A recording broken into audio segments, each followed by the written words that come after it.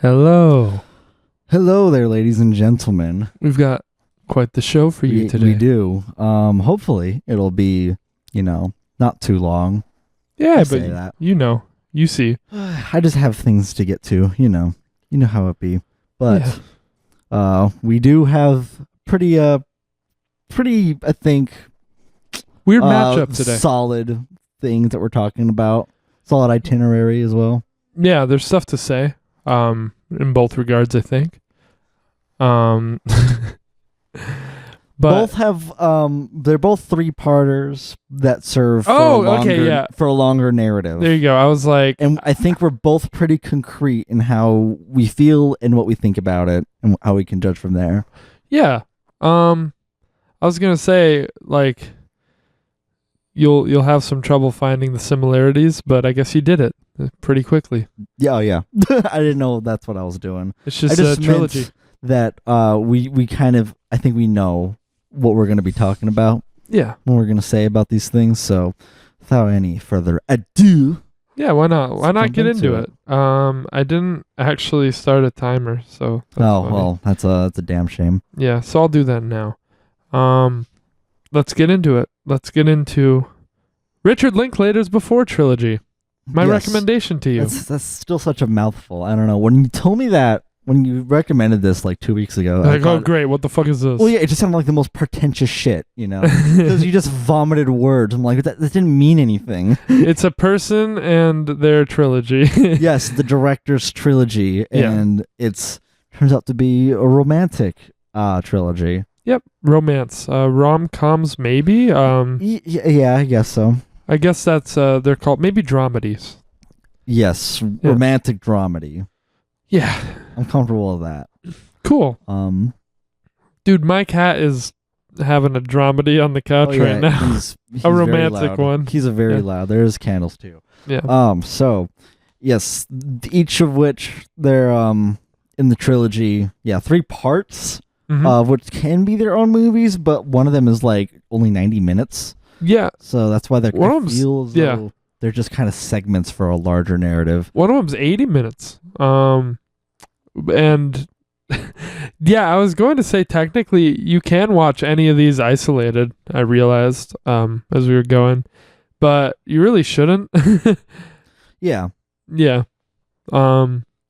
So the order is Before Sunrise from 1994.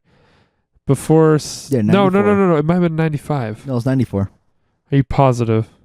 Because I feel like at least that's the year that was canon in the movie. Yeah, but I think the movie might have come out in 95 because I think the whole thing was 9 years, right? And the next one came out in 2004, which was Before Sunset, and then 2013, Before Midnight.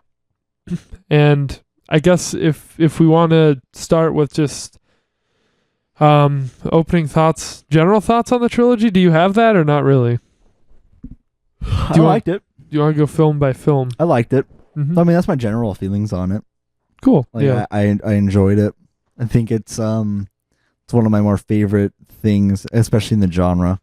Mm-hmm. I thought you were gonna say that I've recommended.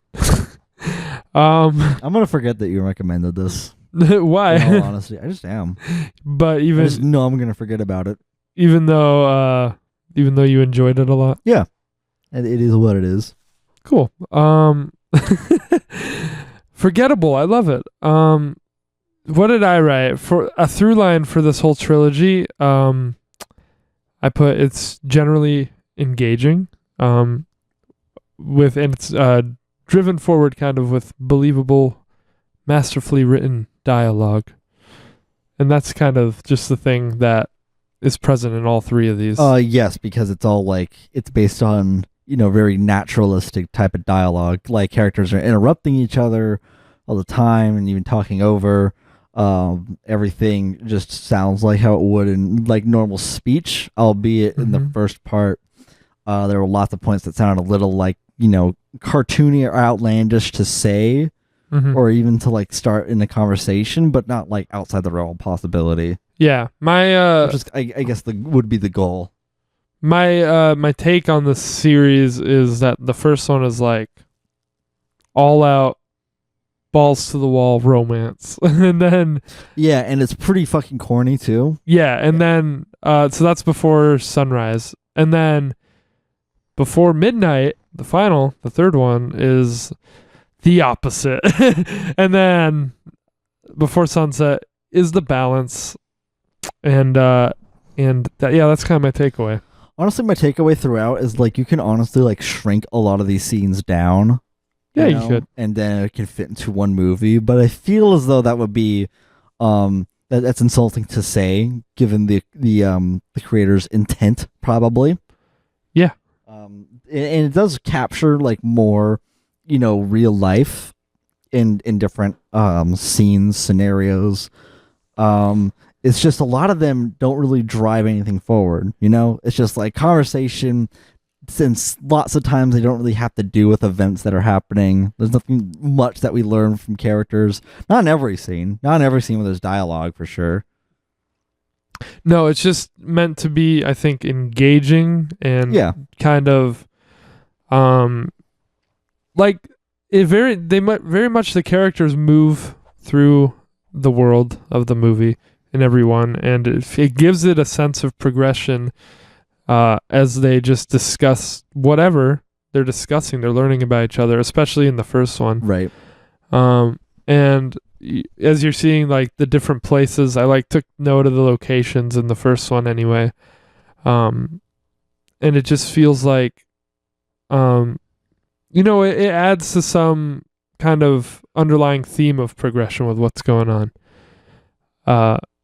At least it did for me, having that visual aspect. And something I noticed as the movies go on too is the locations get less and less, which seems to be maybe I'm looking too much into it, but it's in line with what I was thinking. What do you mean by the locations get less and less? Less and less what? Like they just go less places together. So if you look at all the different places that they're going as a kind of maybe metaphor for some kind of progression, then to me it thematically would make sense how stagnant the locations are by the third movie. I'm not sure if I can it's just an observation, but like an interpretation. Like in the context of the movie, like in the first part, they're trying to make the most out of their night, so it makes sense that it'd be like kind of ping pong in between places. Mm-hmm. Albeit I don't find a lot of their inclusion to be necessary. In the second movie, or in the second part, they go to the coffee shop and then they go on the boat and then back to her place. Yeah, there's less in the second movie and then there's almost none of it in the third. No, they go in the third one, they're in, I don't know where it is. It looks to be Italy. They're in Italy and then, they have dinner, so same place still. And they walk around in the field and through the city. They go to the hotel room and then they go to the boat. Yeah, and then most of the movie takes place before they leave their house and when they're the motel. And when they're in the motel. You're right. So to me that was a way of illustrating them staying in place by that point. But obviously that's an interpretation, like a visual interpretation that I had. Sure. It doesn't mean that it's intentional. I just think it was still pretty varied, throughout. Or like there was contextual reason. Sure. But yeah, my point in general for this trilogy is that not a lot happens. It's dialogue. It's almost just completely about the dynamic of these two characters. And it's engaging. So it's very interpersonal based. So we can discuss Before Sunrise, I guess now. Because I did take notes individually, and I know you didn't, but I was just talking generally. I feel like I'm just going to do that. Yeah, I'm gonna go by movie, so I can timestamp them when we talked about what. What do I have? So, yeah, there's some notes that I took for the first movie that became themes for the whole series. And so, obviously, I'll make that distinction. What did I write? yeah, I didn't know yet that the whole series would be based on these long takes. So I noted the long take at the beginning of the movie when they're riding around in Vienna in the carriage on the way to the record store, and then they go to the amusement park and everything. Oh yeah. Just I noticed like the long shots, and that's like I'm gonna say out the gate, that's just a staple of the series. That's kind of its thing, as we discussed with the dialogue. It's long shots and a lot of dialogue. Yep. I wrote, the chemistry feels authentic as two people who just met but feel a connection at the same time are worried about that they're not going to ever see each other again. And they have like a very real awkward yet fluent kind of chemistry in the first movie, I think. Yeah. Like, I think you can imagine meeting someone and falling for them. Like it would feel like that if it was like, I'm just passing through here, but you though. Yeah, I mean, it's still like it's a really like absurd kind of premise to bring the plot forward, but it doesn't feel contrived like at all. Just because they end up seeing each other, like there's a reason for them to start talking on the train, and it turns out that they both feel as though there's something there. And the only really outlandish part is when Jesse just kind of like up and talks to her and asks her to like spend the day with him, but like not outside the realm of possibility. And I found like what he said in that scene to be very telling, like to keep in mind. Like it kind of recontextualizes that scene when you watch the rest of the parts. What do you mean? In that, like, he said, like, think of it like time travel, where you can see what will go down on this path in life. Yeah. After you're not happy with all these other guys, and it turns out to be happening. So, like, it was not inherently like foreshadowing, right? But just I found that line to be important, and it makes sense because that is the most like kind of off-kilter line to say given the dialogue in the whole movie or in the whole part. Yeah. The whole concept here is really great, I think. It placed emphasis on that choice that she made that altered her whole life and that we got to bear witness to. I don't know if anyone knew that this would be a trilogy, or even like that it would have a follow-up, because it's if you just watch the first movie isolated, it totally seems like, okay, so they either met up or they didn't, and it's for me to interpret. Yeah, I honestly would have been satisfied if it was just the first one. Yep. And then when you go ahead and watch, like, I think that's cool. It can stand on its own, but one of the more satisfying things is that someone explored a relationship lasting almost 20 years. Like, I'm really happy this thing exists. Richard Linklater's like all about that, I guess, because he also did Boyhood, which I haven't seen, but I know that movie's supposed to like span this kid growing up for like 12 years or some shit. Right. I don't know. Haven't seen that one. But I'm glad that there's a director out there who's using age to tell a story, because I've always found that concept pretty interesting. And I'm sad I didn't know these existed for most of my life. What did you have to say? Interesting. Well, let's see. That was just kind of general. Yeah, I've got nothing. Want to go to your notes? Sure. Okay. We're like, yeah, we have a lot to say. Oh, what do we say? No, I just feel like our stances are like refined, Okay. They learn a lot about not like refined, but yeah. Yeah, these notes might all be relevant to the whole trilogy. I'm just going to keep reading through, though. They learn a lot about each other throughout the day, through encounters and discussion. They have the palm reader, which shows how they both react to, garbage. No, I'm just kidding. An outlook on that. Yeah, but I like that the places that they go in the first movie are very instrumental to learning about each other.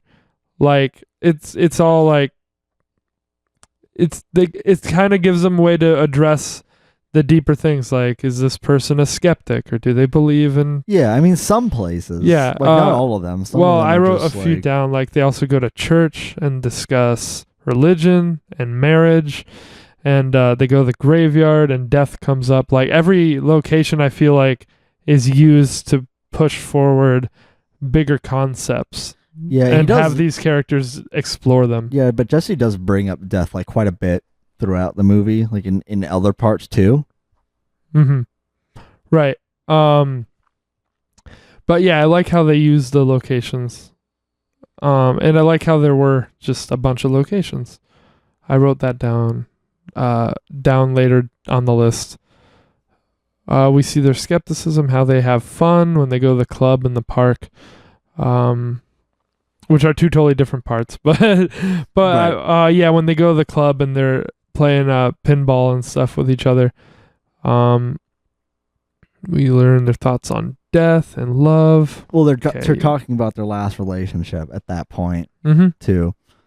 Like, yeah, so the movie is just basically a journey of like them learning about each other like throughout while they go try to do memorable things in that day. Mm-hmm. Yeah. I do feel like I'm repeating myself with some of that, but like it does carry throughout the whole thing. Yeah, it is like pretty cool in knowing that like at the end of this part, like as we're watching these scenes, their time is running out, and they know that too. It's like we're all in on like this collective, like thought, and the feeling is like it's going to be different person to person, but it's all going to elicit somewhere something similar, and that they need to they gotta remember this, keep it alive somewhere, and just and just enjoy their time, really. Mm-hmm. So I felt as though it was like all of these parts were like just culminating like toward the end. You know? Yeah. Here's the note that I took on all the locations too. It was almost like my entire life led up to this moment. Right. That's a theme. That's a reference, actually. Mm-hmm. To Is something else. You didn't notice because of my delivery. What? It's something else we're talking about today. Oh, it's from something else. I get you. Something else we're talking about today. Look, I don't remember that it was there because of some reason. Oh. But anyway, the locations add a sense of progression to keep the film visually interesting. That's what I said. Well, not to keep. I said and keep the film visually interesting. Yeah, I wrote the train to the streets to the carriage to the record store to the graveyard to the amusement park, and then I just stopped writing because I was like, they're going a lot of places. Yeah. But yeah, and I wanted to note in the record store just a scene I liked. I found very relatable. Is when they're listening to the song, and it was like a romantic song. I don't remember what it was, but they're just like the lyrics very much had to do with the moment. Yeah, they're very like... It was almost like that Celine wanted to communicate that to Jesse, and Jesse did pick up on it, but isn't sure because of the method of it. Yeah, I said just like they both wanting to kind of embrace each other, but being too awkward and uncertain to make an advance. That related to me. But it does happen in the next scene.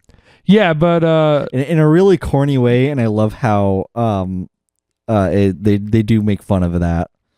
Celine makes fun of Jesse for being like pretty corny and romantic in that part. Mm-hmm. But yeah, I just wanted to know how relatable that is, because I know when I was like younger, if like a girl and I liked each other, it was a rare thing, but it happened. But there were times like that where it's just like something should be happening, but we're both like awkwardly, wanting to, but not actually being too awkward to make any advances. I mean, I'm pretty sure anybody can relate to that. Yeah, which is why everybody's like that. I think it displayed it pretty well, and I enjoyed that. Yeah, there's a lot of subtlety that goes into, mannerisms, and a lot of which get glossed over, like in real life too. Mm-hmm. But it does. It's not like that takes an excuse to throw, some lines away or have some be. I mean, some are inconsequential, but and a lot of the conversations they have are telling of their character. Yeah. It's like things that normal people wouldn't pick up on in conversation, but like an outsider could like read on something, Right. And that's basically what this is. It's all about perspective. Right. So yeah, I don't know. You have more on the first movie?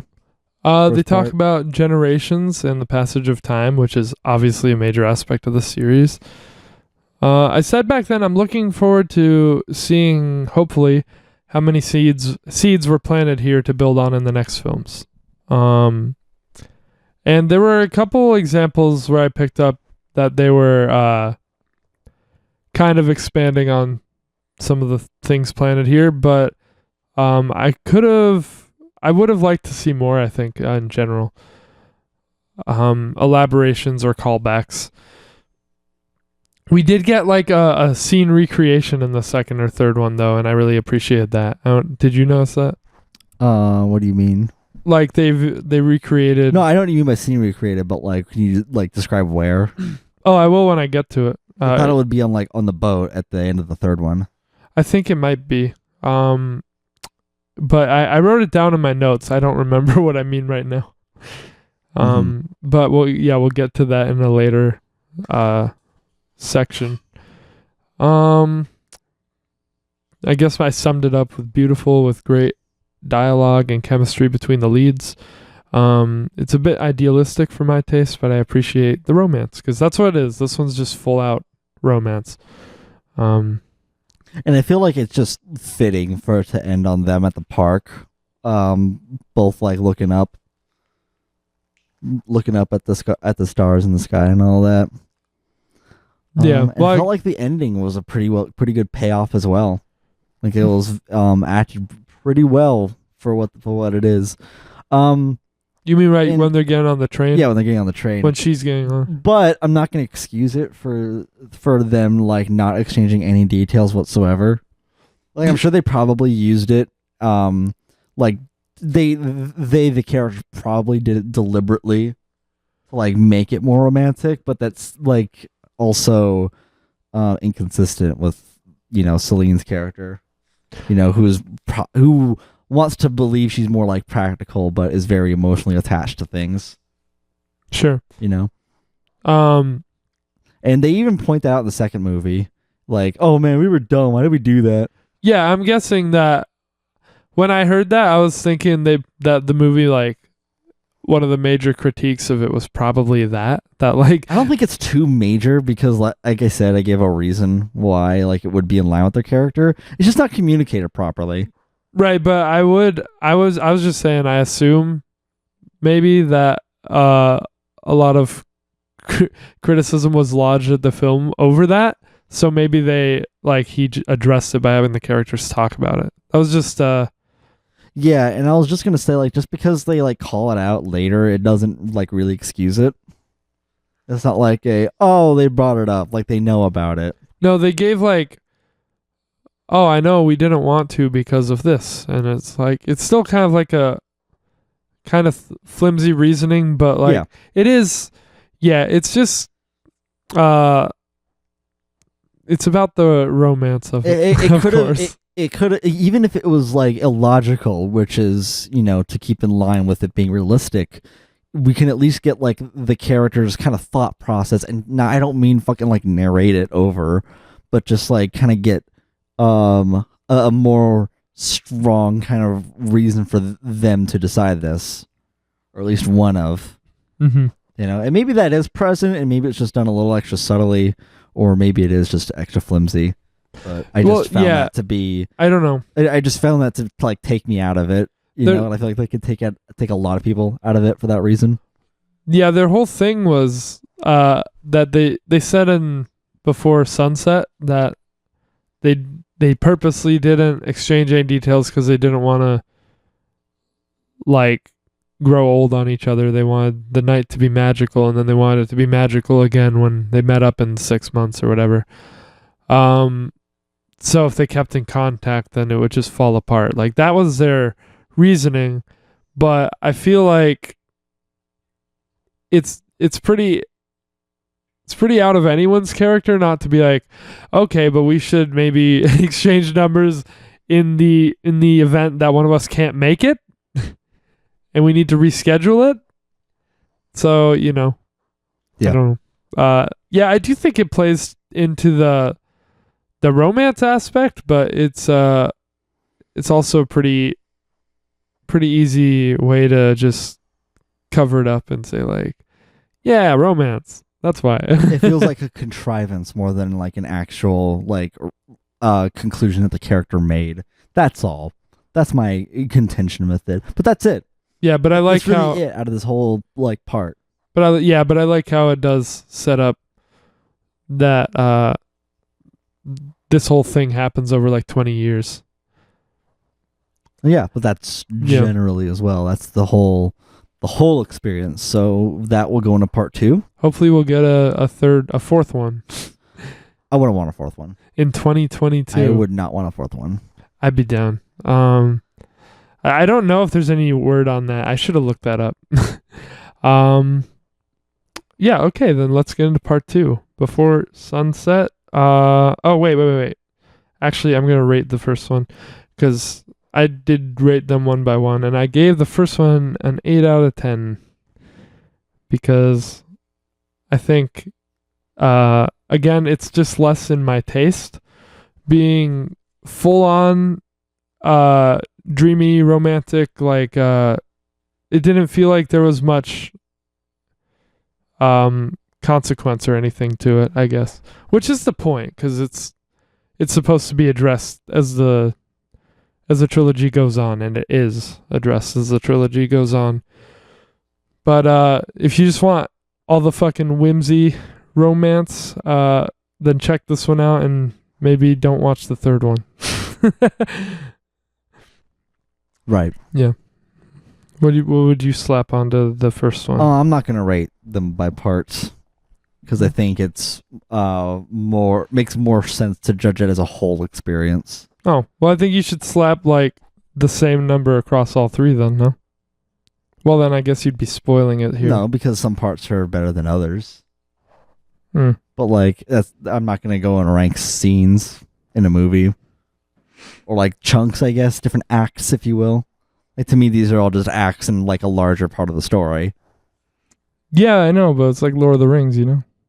But it's not. Mm-hmm. No. Yeah, huh?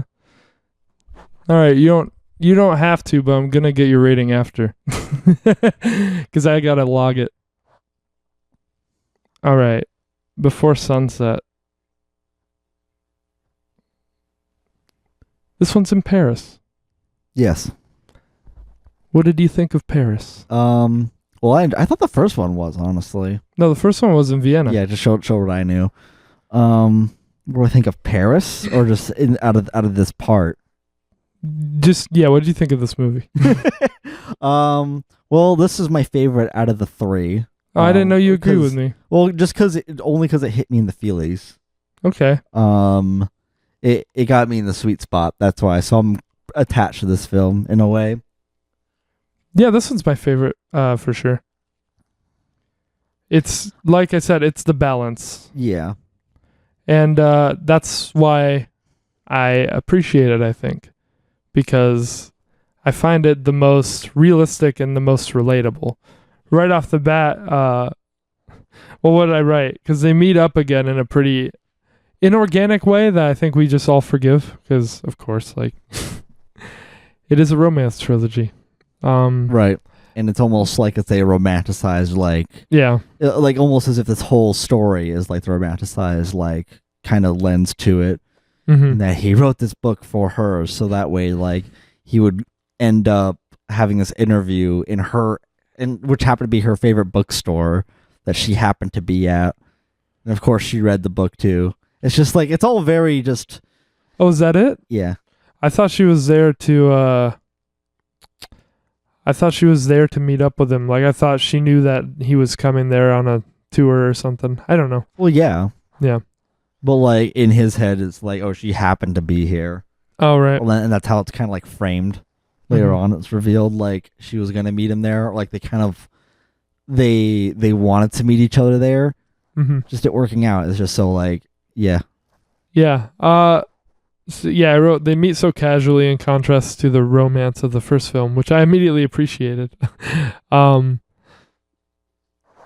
not that I have a problem with the romance, but I think they definitely turned it down a bit here. They toned it down to something more like just realistic, I guess, in favor of romance. I mean, I guess in the romantical sense, but like judging from the characters, it all felt very in line with how people would react, like even consistent with the first one, in that like even Jesse like says like how he's feeling, that like he's want to talk to her for so long, and like now that he's here, he doesn't know like how he feels or something like that. I just love the you can just really see how fucking flustered he is and the emotions that he can be feeling. And that I found relatable. Yeah, I really love the detail that he showed up and she didn't. Well, just like, and that he passes it off first, like, nah, I didn't go. Like, obviously he did, but it doesn't matter that it's obvious. Like, well, I mean, it's revealed anyway too. Yeah, it's just shown. It's just showing what he's like. It's just nice little character details. He's a little embarrassed that he showed up and she didn't, and he had to like fly there. She would just he was hurt by it, like more than embarrassed. Yeah, she would have just had to like take the train ride, and like that immediately goes into the flaw of the first movie where they didn't exchange any details, because there could always be some kind of situation where one of them couldn't show up. Yeah, and we talked about that. Yeah. The long takes are back, and the film is again led by their conversations and dynamic. Yeah, and the third one. So I don't need to say that a third time when we get there. I said they feel more fleshed out, and their interactions feel less romanticized and more authentic, which I already also touched on. I wasn't sure why Celine seems to hold resentment towards Jesse that they didn't meet up after the first movie, because like he showed up and she didn't. But she held resentment. Yeah. I said I guess maybe it's supposed to be a more like irrational resentment because he got married and she lost her romantic drive. Like maybe it's just trying to. Yeah, I think it was like from learning about him after like talking, not like that is because he showed up but she didn't. No, they didn't meet that day. No. I mean, she seems to hold resentment that they didn't meet up again. Like she passively says something about that in the movie. Oh, but like not towards him. No, like she just resents the idea that they didn't pick up where they left off. Yeah, it seems like that. But I'm like, come on, man. He showed up. You didn't. I mean, she had a good reason not to show up. Well, wait, are you saying that like you think she held resentment to him or about the situation? I think it's about the situation, but it manifests towards him in the movie. No, okay. Yeah. Which is why I said like maybe it's supposed to be like some irrational resentment because she's just mad at her situation compared to his. Well, I don't find it like irrational because it would make sense for someone to be frustrated at the thought of losing out on the opportunity, and she nearly did. And no one else would really understand that, at least in her situation, in other situations. And like she, in the car, at least that's what I think you're talking about. Yeah, she says that she thinks his life is perfect because he got married and had a kid. Yeah, and that she was mad that they didn't meet up. That's like what my note was about. Right. Because it didn't make sense to me for her to be upset given that she didn't show up. I guess. He was upset about other things, but we'll yeah, that was my whole note. I mean, we talked it in a circle, but that was my whole note. Like, yeah, well, I'm just trying to like, what do you mean by that? Yeah, like, was that there? That's what my intent was. Well, yeah, it was literally there. She was upset, because they didn't meet up again, and she was upset that he went on and got married and has this great life, and she doesn't, and she doesn't believe in love anymore. She doesn't have this drive, and blah blah blah. Like, that's all in the movie, and it seemed like she was kind of taking it out on him, but he didn't. He showed up.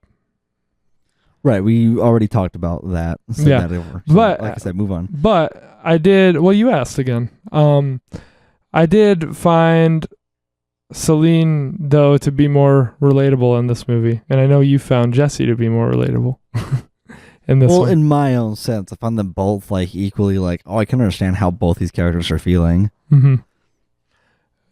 For me, I can put myself in Jesse's shoes. for me, I think I related to Jesse more in the first movie and Celine more in the second. And then, I don't know, kind of both in the third. Or neither. What did I write? Oh, the song she plays at the end, took note of that. That was great. And I just finished it with that. I think it strikes the best balance of whimsical romance and reality, which I also said at the top. Yep. You got anything? Cool. I really just enjoyed the acting and the delivery and everything. Like, there's so much emotion and all, and like subtleness. These sets of movies are pretty subtle. In like delivering and dialogue. It's apparent as fuck, but like it's done in a normal way where after they meet up, Jesse is like trying to do all these things just to buy a little more time with her. And that's what he really wants, and like she's kind of reminding him responsibilities and all that. It's just done like really well. Mm-hmm. Like nothing that's too far outside the grasp of what could happen. I can't argue with that. And it is a little like, it is pretty sappy that they go up to her apartment for her to play him a song. I love that. But again, not like outside of what could happen. Like, yeah, I would possibility. I would do that 100%. That's how I know. Yeah, she basically did just rip off the Song of Storms, though. I don't know what that is. It's from Legend of Zelda. Just how she plays it. Anyway. That's about it. That's all I have to say. Oh yeah, I remember you were saying like, "Oh man, I'm just waiting for one of them to say that they're married or some shit." Which one is it? And I was Jesse. Yeah, and I was like, "Oh man, like either both of them could be married or none of them, I wouldn't care." Yeah, that's the whole thing with this movie is you're waiting for one of them to come out and say that. Well, I felt as though like it was much more about the reunion of them two rather than like, "Oh, I want them to be together," you know. I was just like, oh, they finally get to fucking see each other again after 9 years. Yeah, well, it's a romance trilogy. Of course you're going to care where they're going. There's a third one. Yeah. Yeah, but I like how this one ends, too. It ends much more abruptly, because after the song is over, so is the movie. Like, we don't see him getting on his plane or even leaving the place. Yep, it ends abruptly and, like, leaves... Like, it's even more open to interpretation than the first one, I think. Because there's so much more to think about now. It's left open. There's not a whole lot to play with there. There's more to play with. I disagree. No, there's more to play with in the first one. I totally disagree. Okay, then how do you figure? Because there's so much more going on with them now. We know so much more about them. We know, like, with Jesse is in this situation with a wife and a kid, and now he's, sitting in a woman's apartment who's not his wife, and it's this old flame, and she also is in a relationship, and we don't really know as much about her relationship except that she's unhappy and unfulfilled, and it gives like so much. I'm happy that they're together. But like there's so much to dig into, I think, and chew on of how it could possibly work out, and in a way that these characters are still like, likable characters. Well, I'm still like having trouble following like what's interpretable. Why? Like, they could have just not gone on. Like, it could have just ended there. They could have not like talked after that. They could have exchanged numbers finally. There's a lot more of what could happen, but like in terms of interpreting, I think I'm like, hey, it's just like there's nothing much to go off of. I think it's got this. I think it gives you the same question as the first movie, but it's got all this added stuff. So there's even more semantics to go into. Well, in the first one, because it's still like, are they going to see each other again? Yeah, it was like there's a hope, there's a potentialness, but like it's still left up to like, if that was it, that's all you saw, you can have a canon that could have happened, and what that means. Like, what is fucking hell, the whole interpretation thing, I think, is like what did it mean to you at the end?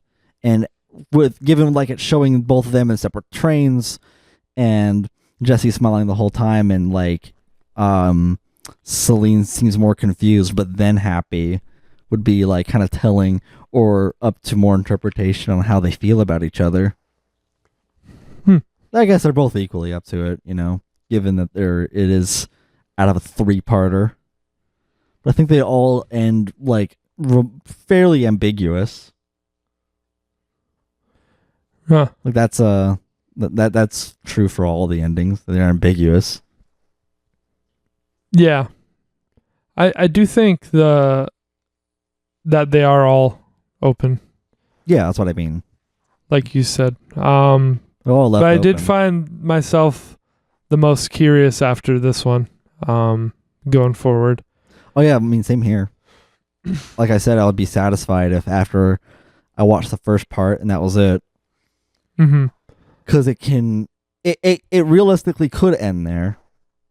Yeah, and now I'm like, and it leaves like the important questions unanswered. But like in the ending of this one, there's too many that are unanswered, so it's more of a like, yeah, I'm like way more anticipation based as opposed to like, oh, this is what I interpreted. At least I think. I'm thinking like, is he gonna leave his family to be with this girl? Is she gonna leave her boyfriend? Probably. I mean, she doesn't seem too happy, but like, there's just so many more. Like, it gets real. I guess like out of possibilities, and yeah, I would agree. Yeah, I like that it gets real, because you're just like, oh shit. Like before, there weren't really consequences if they saw each other again or not. It only would affect them. And now it brings some reality to the picture, I guess. It's a lot less whimsical. Right. Yeah. And then it's just kind of hell and no whimsy anymore by the third movie. So we can talk about that now. Yeah. Before Midnight. I don't know where this one took place, really. I thought I said Italy. Did it? Okay. But I like just said, I said I think. Right. I knew that they were talking about a few places. Jesse wanted to go back to the United States. And she was talking about how they moved from Paris. It very well could have been Italy. I don't remember. I was looking out for it, but yeah. What do we have? Like? I don't know. I noted the payoff of the sex and love conversation in the first film while driving again. So that might be what I was talking about that they mirrored.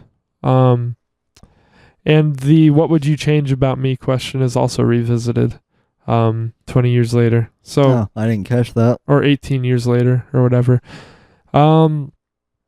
Yeah, but I think that the sex and love conversation while they were driving was supposed to be like a direct recreation. That might be the scene I was talking about. Because it was the same kind of setup. In the first movie, they were in the carriage, and then in this movie, I think they were just driving. I don't know. Children are involved. Other family and friends are involved. It's not just about the two anymore. It's a more full picture. Definitely realistic and fitting. In my opinion, so I wrote, but it's to its detriment, in my opinion, unfortunately. And what I mean by that, sorry, shit. I was late to this. I gave the Before Sunset a 9 out of 10. Late okay. to it. Late to the party. Yeah, whatever. You didn't even give it a number. Yeah. So I said it's to its detriment that this one's like more based around like their family and the kids and their friends and all this stuff. Because for me, what really clicked about the first two was just that it was fully based on their dynamic. And in this one, I really didn't enjoy the first half hour or so. Well, when it was them talking in the car after he drops his kid at the airport, I enjoyed that. But when they get back to their house and they're with family and friends, That part was like one of the more tough parts for me to like sit there and pay attention to. I guess maybe that's just me, but I didn't find it as engaging at all. I found it engaging, but I didn't find it necessary to the overall plot. Mm-hmm. Well, that's what I mean. That's what I meant in the beginning. Where like there's like plenty of scenes that you probably could have cut, and it wouldn't have made a difference. Except for the second one. Yeah, you can't really cut a scene there without affecting something. Right. Maybe that is like the more stronger one then. Right. At least it could be an area, at least. But yeah. So yeah, that's obviously something that was just for me, hanging out with family and these guys. Like I don't care. I'm just here for their dynamic. That's what really sells these movies for me. The dinner table scene I found to be like quite telling. Yeah. About the state of their relationship, as well as the car ride too. I would say so. But like, yeah. Also, was it at the dinner table? I'm pretty sure when is when Celine like started to protest a bit. Yeah. And not impolitely or anywhere that's like alarming, but like enough so where it would get the attention of the viewer. Yeah. It's got my attention where I was like, oh, she really doesn't want to go like into this hotel room for the night. No. And knowing their conversations from earlier, it's probably going to break into a huge argument. Yep. I knew it. I knew it because Celine knew it. Yeah. Most of the romance is gone. That's just one of my notes. That's bleak. But yeah, to follow up what you just said, there's like one or two scenes in here that you could call romantic, I think. I think the romance is gone, but it like took a back seat, and it kind of had to with their lives. For me, like the romantic part of this film for me was when they were kind of walking through the town and then on the beach, and then when they get to the hotel, it all falls apart. It definitely was kind of in the back pocket, and this is mostly like a drama movie, I would say. We get an opportunity to finally see the issues between them, which that part I did appreciate, because we got a bit of that in Before Sunset, but like now that they've known each other, they've been together for 10 years or so, or almost however long. Like there's really something to explore between their characters. Because in the first movie they just met, and in the second movie, they hadn't seen each other for the past 10 years. Now they've been, together for 9 years, and there's a lot to explore and to show us about how those 9 years have been and the impressions that have been left on them. I said the previous films were more focused on the rush of being infatuated, like the honeymoon phase, and the concept of reigniting an old flame that never got the chance to breathe. And now we just see what they've been like, or what they're like after all these years together. You have anything to add to that? No. Okay. No problem with that. Music, I guess I noticed it most here. Really liked it. The piano pieces stood out. It was mostly piano, I think. I found the music corny in the first one. Second one, pretty effective. I didn't notice too much. I didn't notice it, or I didn't note it in the second one.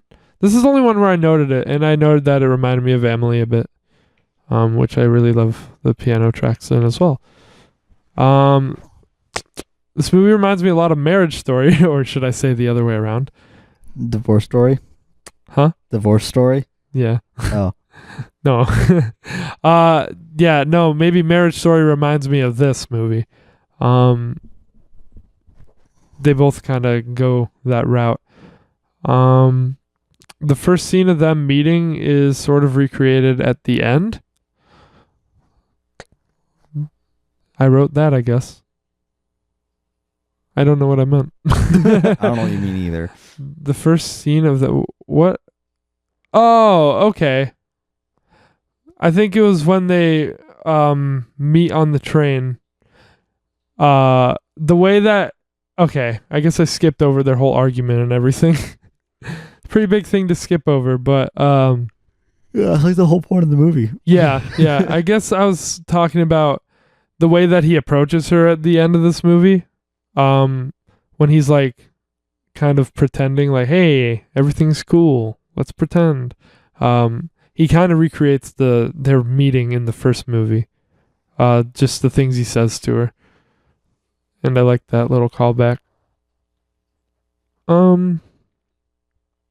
What I have, it commits very strongly to realism and is a ballsy direction to take the series, especially to finish with, if it does end here.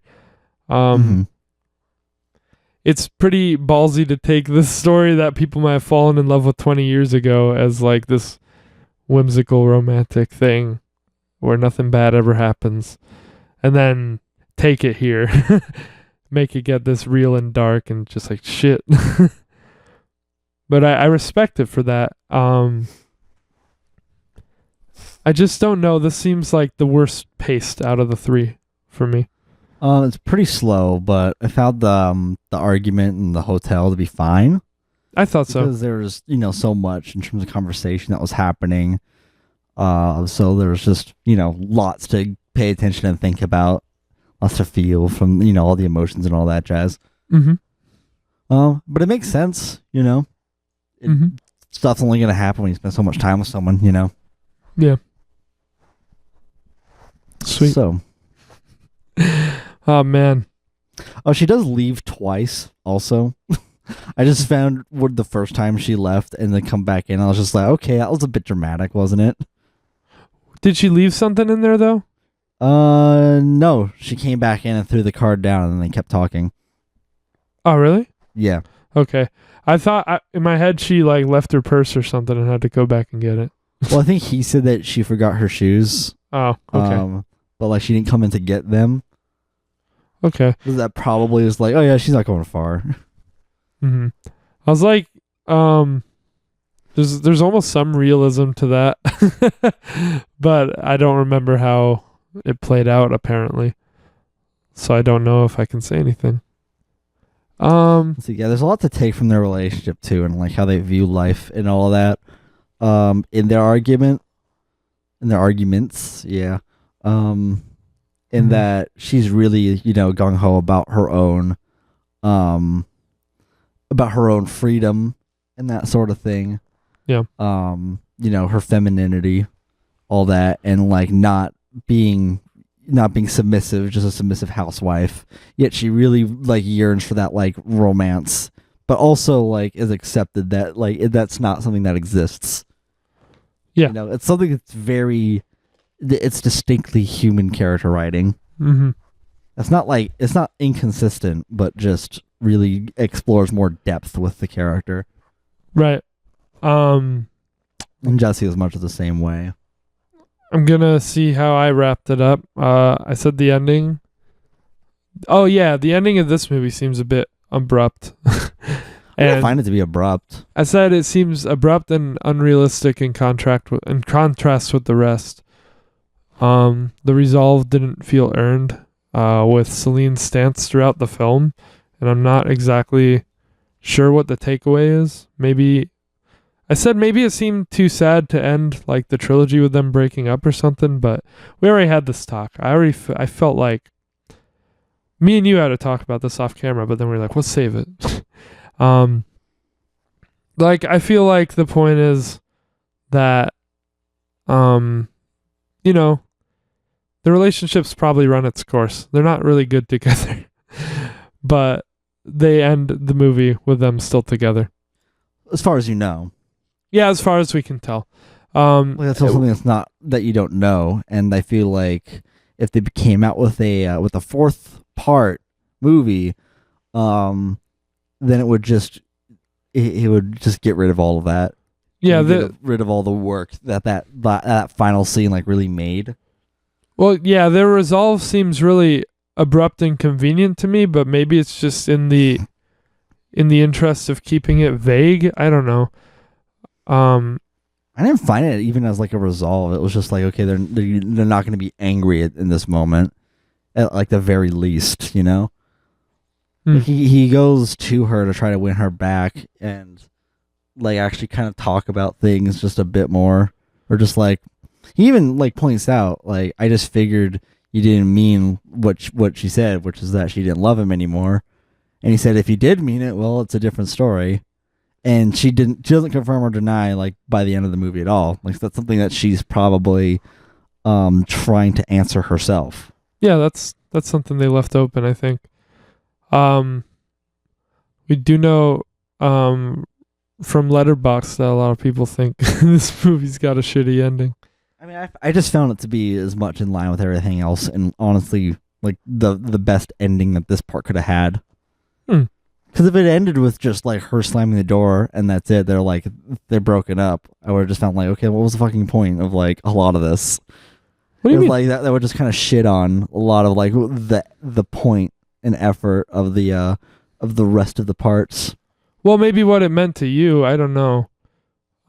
If it ended with them breaking up, like that's like that's like the most realistic kind of. That's what life is like. Well, you said it was unearned, and it would be just kind of a cop out as well. But it would just, because the whole narrative at this point is that they're so important to each other's lives that they're going to like keep appearing throughout. Like they're going to keep crossing paths. They're not something that is just going to go away from each other, only for that to up and just happen. Like, that's it, over something so inconsequential. That would just be like okay. Well, like an abrupt type of thing. It depends. And they can't like just not be like, they can't be out of each other's life. They have kids. They have responsibilities. They have both their names on things. Well, that doesn't mean people don't break up when they have kids. Yeah, but it doesn't mean that like that's the last time you're going to see them, you know, if they're adults about it. Yeah, no, I don't think it's the last time they'll see each other, but like you're taking it like that, but I'm taking it as this could be any night. Like I think they laid the groundwork to say that their relationship's kind of on the rocks. Yeah. Knowing that she didn't even want to go spend a night alone with him in a hotel, and just like observing how their chemistry has changed in this film. For me, it's like this could be just another Saturday night. Like if it's like this a lot, then maybe they've run their course. And I think if they did break up, I wouldn't have felt like, what's the point of the rest? Because I think it's very true to life, you know? Like, you do feel that way, though. To be fair, in real life, at the end of a long relationship, it can feel like, what was the point? Because you broke up, but... no, because I what I mean by what is the point is like the narrative and like everything that's building up to that. Like something that is established. And just because like something's truer to real life, it doesn't make it then good. No, but I don't think... Like if realism is what is the goal, then like you can get rid of 90% of media as saying like, oh, it's not like real life. No, but I don't think that there's inherently a problem with being true to life either. Like if that's the story that they wanted to tell, but they wanted to leave it like, oh, they recovered from it at the end. And it's left ambiguous that way. Yeah. And it's more in tune with their character. Like they actually like try to put, I mean, here's the thing that's more like real life too, that lots of people don't know, is that, hey, relationships take fucking work. No one is just like meets up and is all of a sudden fucking happy and right off in the sunset. That's not real life. That's what you think it is in high school, or like what it can be if that's the type of relationship. But like they take work. Yeah. And I think a lot of people on Letterboxd fail to see that as well. That's pretty much what the end is. It's him trying to work at that. That's what he means. Like, oh, I figured when you say you didn't love me, you didn't mean it. But if you did, then I guess it'll be different or something or other, you know? And like, that's if she really wants and she'll go out and say it. It's more complicated than that. Yeah. Life is often more complicated than just that. Yeah. But yeah, anyway. So I clearly have no problem with the ending. I think it's great. Yeah, I think it was abrupt and a little forced personally, but I don't know how else it could have ended. I think it would have been interesting if if it did end like right when the door shut and then there was a fourth one. Then I wonder where that would take us. But I would have just found that contrived as hell. Hmm. I'd have been like, that would have been cheap too, because then it's like it plays off the expectations that they're broken up. Only to be like, haha, we got a fourth one. You want to see this because you want to see how we dug out of this. It's like a cliffhanger that was like hasn't been thought out. Like if that was the case. All right. I don't know. I think I could have gone either way, but just ultimately it was about the execution is what I'm saying. And I thought even the last scene with them on the boat was executed really well. On the boat? Oh, on the pier? The table pier. I thought they were on a boat. I thought it was like dinner on a boat or some shit. I don't know, man. Italy's fucking wild.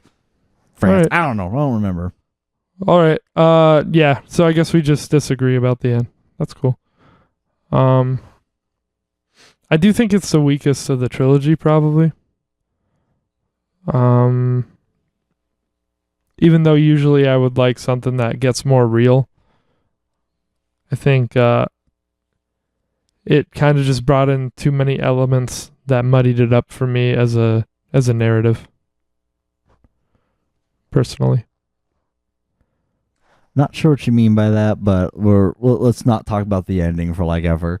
No, not the ending. Just stuff I already mentioned earlier. Oh, right, sure. But well, yeah, the ending too. But the other stuff. Cool. So I guess I'm going with an 8 for this one too. Just like a lighter one. Just a lighter one. Yeah. Alrighty. Cool. Well, those are all 3 movies. Yeah. Hopefully, there's something to glean from all that. Yeah, maybe. I don't know. We're a little spacey today, I think. But, yeah. So you've got to give your series rating, I guess. Let's see. Well, I found it to be a very enjoyable experience to watch, given like how realistic some situations can be and the dialogue and how their chemistry works. It's a very honest look at romance, because romance, especially rom-coms just in general, is like you can do the most contrived bullshit in any in any part of the writing process and it would be fine because it's a romantic gesture, like just throwing out character traits out the window. But that didn't happen here, and this is the result. I'm judging it as it's all in one experience because it fits more of a constructive kind of climactic ending, the progression is one that would be more in tune with the progression of a single movie. That's why I find it different to be other trilogies like Lord of the Rings, Back to the Future, because there's no quite thing that it's doing. It's not all contained. It's one thing. That's weird. I mean, I know to get off topic again, but for me, I think you'd be extremely lost and there'd be no point to watch the second Lord of the Rings. Well, but if you watch Before Sunset, you'd be cool. So to me, it's the opposite. I mean, yeah, but they don't really fit their own story arc, the end is all just build, and then it kind of leaves off when it plateaus, or it peaks a little bit and that's it. And it leaves off there, and even 2 picks up right where that left off. Yeah, which could speak to the theme of just we're here in this moment. But all right, yeah, whatever. I'd be pretty fucking confused if you watched any of the other trilogies out of order. But it doesn't mean you can't. I don't know. Anyways, yeah, go for it. Fucking 8 out of 10, light 8. Okay. So I'm giving you 8s across the board then. when I record this. If you really want to record it separately, then you can say 7, 9, 8. Okay, cool. Okay, so your least favorite was Sunrise. The first one. Okay. All right, let me mark that down for you then, because I'm gonna have to do that. Okay. who's excited to hear us talk about something really good now? Oh, fucking goddamn it! That's why. This is why I'm not feeling good today. Okay, 100% why. let's get into it. Okay, the excitement, everyone. Ladies and gentlemen, Shining miniseries. You know what? And for half a second, I gave it a little more clout because I was like, oh, it's probably not as fucking bad as I remember. No, I was right. It's worse.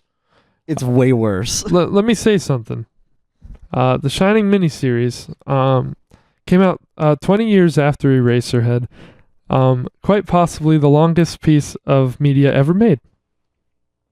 I think we can agree. Wait, what? The Eraserhead is the longest piece of media? No. This movie. this miniseries. Miniseries, yeah. Yeah. It's a joke. I said it's quite possibly the longest piece of media ever made. The Shining miniseries. No, I already know like where you're coming from with that. And I'm in full agreement. This thing is way too fucking long. Look, okay, you watched. Okay, first of all, I'm gonna start out. I'm sorry I made you watch this. Yeah, it's okay. I'm honestly like, wow, I'm sorry I did that, and I need to apologize to myself for making me watch this again. Mm-hmm. But yeah, let's see. Where the fuck? Where to start? Where to start? I was gonna start somewhere. I've got a bunch. Oh yeah, you've watched all this. You watched it even in detail. Congrats, you read the book. What? You read the book. Congrats. Oh, okay. That's like one for one what happens in the book. And you can fucking tell. You can tell this was made by a writer and not a movie director. Yeah. I can absolutely tell. Because Stephen King was like, you know what? Fuck like actually like portraying certain events. Let's fucking talk about them. Sorry, I just had it like immediately bitch. Mm-hmm. I don't know. Stephen King didn't follow the show don't tell rule at all. No. Even when like scary shit happens, it's like, you know what? Let's just get the family together and have them fucking talk about it. Now I'm starting to sound like Jack Nicholson in the bar scene. Mm-hmm. Just fucking. Oh man! And you know what? I could have watched the Kubrick movie 3 times instead of this. 2, but well, not even 2. I would have watched it a third still, time yeah. just for pleasure. Yeah. Because I could. I wanted to watch Kubrick's The Shining again after this, just to like refresh my palate, but I didn't. I didn't even need to. I didn't even need to watch this again. I just remembered everything. Mm-hmm. I honest to God remembered every part of it. I remembered like the fucking colors in the shot composition, how clear the skies were and how orange the leaves were, because it's like so fucking fairy tale-y. Right. And I also remember the music. Goddamn, the music. I don't. Awful. Music is terrible. My God. Let's see what I put here. Because this is my first time seeing it. Jack. Okay, actually the music isn't terrible on its own. It just really does not fit the tone at all. Or, what's happening, the mood. Mm-hmm. I don't know, if I wrote, you'd be glad I didn't write notes. If I did, it would be like dead ass 20 pages long. All right, then let's go to mine. I can pick this apart to death. Jack. Jack has given me Jack. Pro Jared and Jerry Seinfeld vibes. Yep. Yeah. Right away. He's got a small face. Yeah. He's got a smaller face than I thought. It's really funny. My opening thought, I guess, was just how do you suck all of the fun, all the appeal whatsoever out of The Shining? Like already, not even so bad. In like the first 30 seconds. Yeah, it's not even so bad. Yeah, what do we get? Okay, where do we fucking start? Okay, I said it's not so bad. It's good. It's just boring. Yes, it's boring. Thank you. Okay, opening fucking scene. Okay, first of all, let's go further. Opening credits. I was like, man, these opening credits are really long, but maybe that should be a good thing because it's just postponing me watching this. But what does the font have to do with The Shining? Like, just think about the font choice that they used.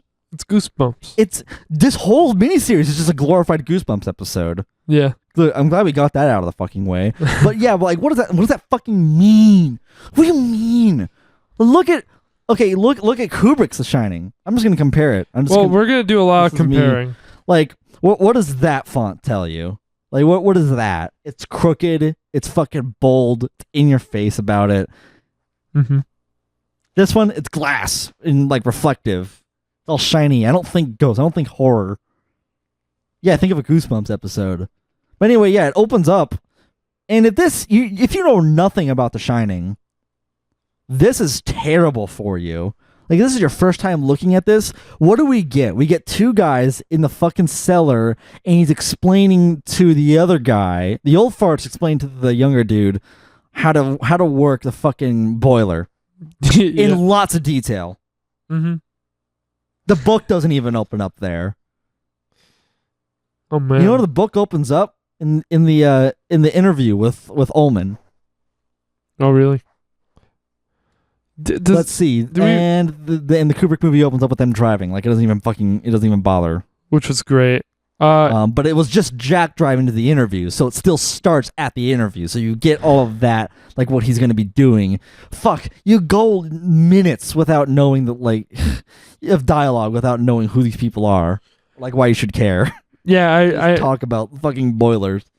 I noted that it takes 30 minutes to get to the opening of Kubrick's Shining. 30 minutes. 30 minutes before he's driving. By the way, if I'm gonna miss some details in this, like, I'm gonna remember a lot, but forgive me. You even recommended for me to watch this at 1.5 speed. I didn't. Yeah, that'd be a little too jarring. But I just gave it the most disrespectful viewing ever. Just to know, I would just get up, go to the bathroom without pausing it. Check my phone. Just to know, I didn't do 1.5 speed, but I really wanted to. And it was really hard to pay attention to, but I did my best. Like, I pulled out my phone here and there, but I didn't. Well, I already knew the scenes too, so it was just like, okay, if I remember this so well, like, why am I fucking bothering? I didn't like watch them anyway. I didn't leave and go to the bathroom or anything, and I tried to like reverse if I missed something, but generally it's just like, yeah, I get it. Like, it's almost like, yeah, if King hated this so much, like Kubrick's movie so much, like it's almost one for one. Like, every choice that King made is in contrast of Kubrick. Mm-hmm. Like, one for one. It's like the fucking opposite, the antithesis. Like, if you want just my overall thoughts, it's a bastardization of what The Shining is. Kubrick's, even in book form. No, even in book form. Oh, I thought you said this was the book. It is. There's a difference between reading these type of details, though, and fucking watching it. And saying it. It's different. Yeah, and even then the book is like, he gets electroencephalograph in there. Mm-hmm. You know, like the longest word in the language. He gets it in there just because. Oh, no, he gets it in there because, like, after the wasp sting, I think Wendy goes to get him checked by a doctor. Why are you talking about Wendy goes? Wendy. I'm proud of that. Yeah, it was good. You get a silver sticker for that. You get a silver star that you can put on the fridge. Okay. That was good. Fuck. Yeah, they go to the doctor, and it's just like, oh, so you can just leave. Mm-hmm. I guess it was before it went all snowy and all hell, but still. Anyways. Let's look in. Just say no, and let me get mad about it. That's what it's gonna be. Let's look into what I have for. I did go episode by episode. They spoiled the climax right away. I don't know if you took issue with that, but I thought that was pretty stupid. Oh yeah, no, they do. Yeah, that's the other thing. They just spoil how it's gonna end. I was like, yeah, let's just go ahead and give the kid a premonition spoiling the climax in the first half hour. Yeah, yeah. They did that. They were just like, yep, let's just fuck. It's foreshadowing. No, it's not. It tried. Fucking hell. Oh my god. Danny's easily the worst fuck up, like, ever. Okay, well, careful, because I'm gonna have a lot to say about Danny too. Okay, cool. Let's start here. I'm glad Danny looks so fucking goofy. Yeah, dude, he looks fucking stupid. I hated him when I was younger, just because I wanted to pull his stupid lip down. Oh god. I mean, it's mean, but like, kids deserve to be made fun of. Let's be real. No, his buck teeth and fucking bowl cut. No, I'm not talking about how he looked. I mean, I am. I said he looks fucking goofy, but Like that's where I'm gonna leave that. I'm not gonna judge a kid's appearance. No, I mean at the end of the day, it's whatever. Yeah. I'm not. But like when I was younger, I was just like, Danny looks stupid. But no, he also he talks a lot. And children aren't usually the best actors. It's almost like Danny not talking in The Shining, in Kubrick's Shining, at least very much, made sense not only thematically, but it also left out the potentiality of him fucking up lines due to him just being a kid. He was the most like unbelievable kid I've ever seen. Oh yeah, like he just talks about everything. Yeah, oh my god. No kid is that like I don't know. Yeah, I'm about to get to that actually. Okay. So why don't we just jump into that then? Really not a fan of the focus on Danny, especially his Shining. Go figure. Well, that's the book. It being the Shining is the least interesting aspect of this story to me, which that's why Kubrick focused on Jack. Yeah, well, the book also does like flip flop back and forth between Jack's and Danny's point of view. I think it's mostly through Danny's. Mm-hmm.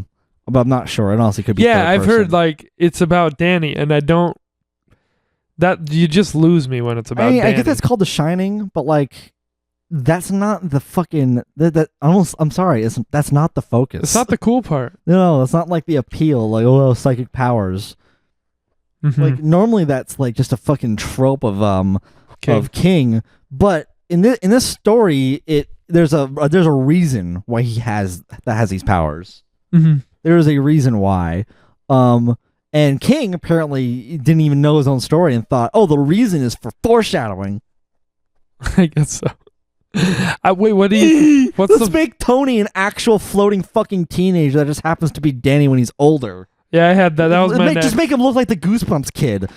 That was my next note. Just seeing Tony equals nah. Okay. Seeing Tony equals nah. He's fucking floating. It looks so stupid. Who saw Tony and was like, huh? Oh fuck, that's scary. That's creepy. And just like in his first scene, and King wipes all ambiguity out of The Shining. Yes, that too, 100%. Like, also, is Danny really seeing someone or not? Like. No, it was a question. It's such a bastardization too. It was a question in The Shining. There's no ambiguity in this. Whereas like that was all it was in The Shining, which is why it's such a fucking great movie to rewatch. Yeah. But here it's just like, oh no, it's clearly all in Jack's head. It's ghosts, 100% ghosts. Mm-hmm. Dipshit, you thought? Sorry, psychic powers? Like fucking mental problem? No, ghosts. Ghosts. That's it. That's the game. That's the movie.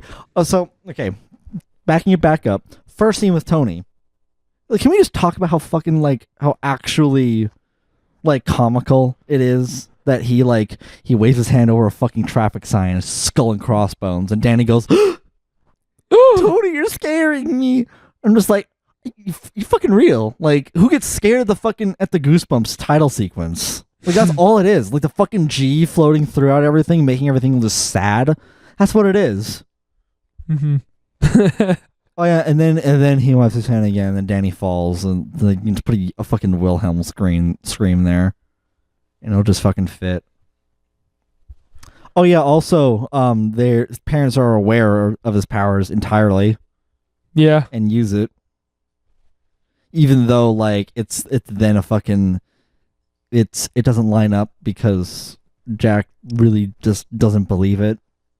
But he does, Like, there are points where he does, and there are points where he's like, oh, he's just saying things. He's just a fucking stupid kid that has an overactive imagination. Mm-hmm. He flip-flops back and forth between that a lot. Right. I don't think they even knew in the book. Seeing just the stuff with Danny and his powers, so unnecessary. Like, Danny should just be use him like you should use a kid to just like add some artificial stakes. Why not? if this whole miniseries wasn't so like obviously like terrible and flawed, then I would love to make just a fucking such a long video tearing it to shreds. Right. And just talking to death about it. Yeah, no one no one really even talks about or knows it exists though. Luckily, Yeah, bless. Ignorance is bliss in this situation. I didn't know that it existed till you told me. So, I should have warned you harder, dude. I forgot. I remember I warned people when I saw it. I was just like, "Oh, there's also a miniseries, and it's fucking terrible. Don't watch it." Well, you might have said that, but I don't know. I guess this is where I should maybe interject and say I don't think as a standalone thing it's as bad as you make it out to be. No, it is. Yeah, you think so. But, I'll go scene by scene. I don't care. I'll be here all day. Right, but I disagree that it's as bad like as a standalone thing. I'll go standalone. When you compare it to what else we have, then its flaws are a lot more apparent. I'll go standalone. But there's not a line that Jack says like throughout where I actually believe there was emotion behind it. As I think as a standalone thing, some of the performances are actually fine. But I'm not like on performances yet. I found Wendy to be fine mostly. I don't think anyone was exceptional by any means. But I do think a lot of things here are just mediocre, and that's really offensive because we have Kubrick's The Shining. I think it's below mediocre. It's just straight up incompetent. There's some of that. You can see the fucking mic in the reflection of the door, and the mic gets in the shot a few times. I didn't see it, but I don't doubt it. I'll point it out to you. Yeah, I'll do it. I don't doubt it. You see camera people like in the reflection of windows. Oh, also, side note, here's a fun little tip, is that this is actually the hotel that Stephen King stayed at that inspired The Shining. Oh, that's cool. Yeah, that's pretty cool. Not fucking scary, though, in comparison. This hotel isn't nearly as cool, I gotta say. If we're really going to compare, the Overlook is much more terrifying, and even the shot composition, there's none of that like thought put into this. Meanwhile, in Kubrick's, it was all about making you feel isolated and really hammering home that this hotel is empty. Mm-hmm. It knocks that out the fucking, like, it just completely gets rid of that in like not in the first scene with it, but like, you know, mm-hmm. once they like have the tour. Yeah. Oh yeah. Even in the opening scene too, I just found it like with fucking what's his name? It starts with a W. Who? The guy. Who? Custodial dude. Not Walter. It's the other fucking. In this movie? Yeah. I don't even know who you're talking about. It starts with a W, but like it's the old dude that was showing him how to work the Oh yeah, I have no idea. I know his name. I just fucking forgot it. It says it in the movie too. But anyways, I just found that also him wildly inconsistent too, because he talks about these ghost stories, like all these horrible things, like so nonchalantly. Mm-hmm. Like you get immediate exposition on the girl, in the girl in the bathtub. Yeah. In 217, which is atrocious. And Delbert Grady, in the same fashion, just so like, oh yeah, he didn't kill himself. You know. And then as soon as Jack asks about ghosts, you know, like a reasonable like question following along the playfulness of that conversation, immediately he's just like, he's off put about it. We don't and talk wants to about shut that up. ghosts. It's like, oh, you don't talk about that. It makes sense for Ullman to do that shit because he's already like got a whole broomstick shoved up his ass that he's gonna like try to be confidential about it. This dude doesn't make any sense to fucking do that with, because he's just so nonchalant about talking about everything else. What would be more fitting of his character is to make a joke about it. Mm-hmm. So at best, and like at best, it just shows how fucking serious the hotel is with this paranormal activity that it even shuts this jovial fuck. But we already get, like, you can do that without showing this. So, like, at best, it's, like, way on the nose, and at worst, inconsistent with this small character. Mm-hmm. And that's just that one fucking scene. I can keep going, dude. I don't even remember that character. I can keep going. What do we got? Watson, I think his name is, actually. I'm not sure. I know it's with a W. Still in part one here. At least in part one, I think this like encompasses the whole thing now. I said there's nothing scary or even off-putting. No, it's not scary. And you know what you get instead? Hang on. Okay, sorry. I'm just so willing to like talk shit on it. So the few attempts at horror are laughable because of the CGI. Oh My God. and Danny's goofiness. Yeah. That was my note on the horror, because the first time they try and scare you in this, like a hose comes to life. With Oh, teeth. fucking garden hose. Ugh. A hose with CGI teeth. Which again is just already giving away later in the movie.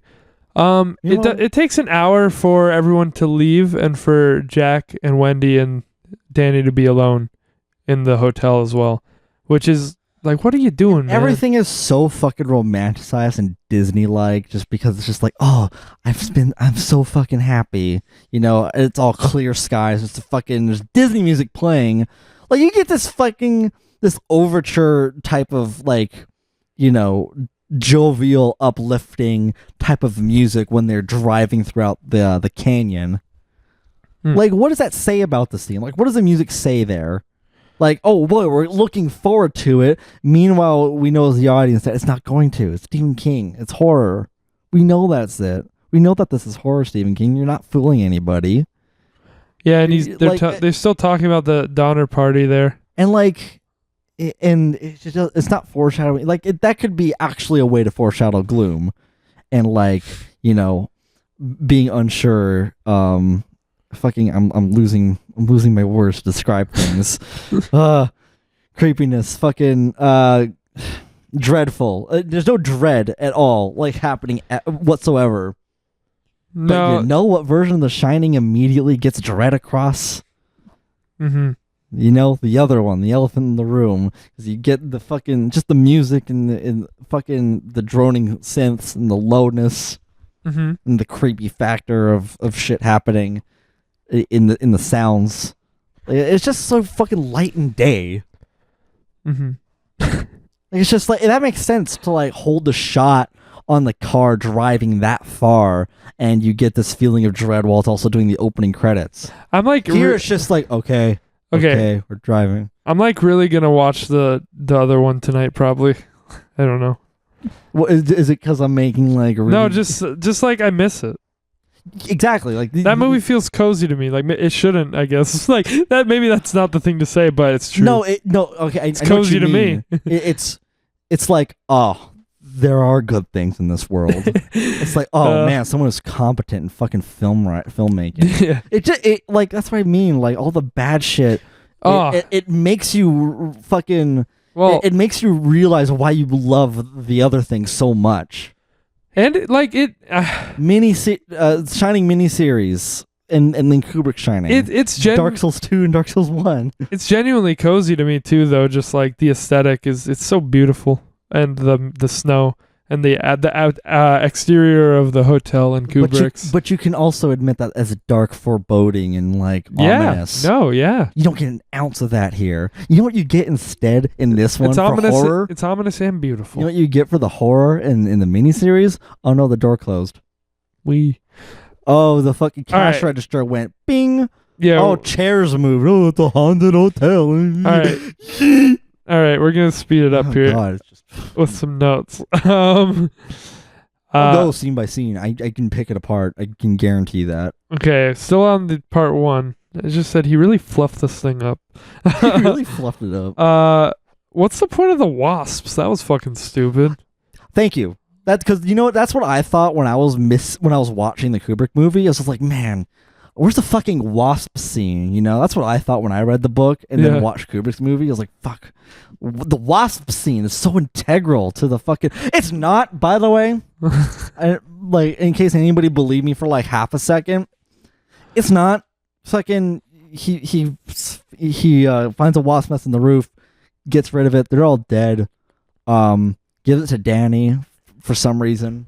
It's like it's cool, but like Danny's not even like about cool shit like that. Cool shit like burning ants or eating worms or anything. And then all the wasps come back to life, all of them, because it's haunted and spooky and it can hurt the people. Yeah, and then of course that happens. It happens while they're sleeping, and during Jack and Wendy are just talking about their relationship and their sex life and shit. You know, the most invigorating part of the whole narrative. And then Jack takes pictures of the fucking stings for insurance money. Yeah, there you go. And that's what happens in the book. Do I think it needs to be in the book? No. Nope. It doesn't. If it like, what does it show? At most, it shows that Jack is like thinking more about money than the well-being of his family. But it kind of makes sense because like they're a struggling family, at least in the book. You know, Jack got fired from his job teaching, for being too violent, and he's a struggling alcoholic. That's who he is, and they struggle. They even drive a beat-up fucking bug and live in a small apartment. My problem is, do these people look like they're struggling? No. Look at them. They're too pretty looking. Genuinely, it's too much of a like, romanticized, like, oh, it's the perfect family, when the whole fucking narrative is the opposite of that. This is a fucked family. They also, more context, they didn't plan to have Danny in the book. Yeah, they didn't say that in this, did they? Yeah, kind of neglected in the movie, and they had a shotgun wedding. Like, and also apparently Ullman knows all of Jack's fucking exposition, like his whole backstory. Plus him beating up the kid. Honestly, reasonable. Right. 2 punches. He didn't hurt him that bad. What I want to know, like, oh my god, you know, I'm sorry, just like this whole fucking, there's like 5, 10, 20 minutes of just explaining Jack's backstory, and you got that in one fucking phrase in Kubrick's movie. No, you get his struggle of alcoholism in one phrase, not fucking just having this sad puppy look looking in a fucking bar that's open. Like, you don't need that. You need that in a book to, like, you know, illustrate that. But in a movie, you can just fucking, you can show that. You can convey that feeling and emotion. Yes. And I see Jack Nicholson's Jack and talk about how that time he hurt Danny's arm, you know, dislocated it, not broke it. Actually, no, I think he did break it. Whatever. When I hear him talk about that makes me fucking scared to think, man, what did he do to the kid that got him fired? If he hurt him bad by that standard, you know? But like, we see that. But sadly, we also don't get that in the Kubrick movie, but it's not even necessary.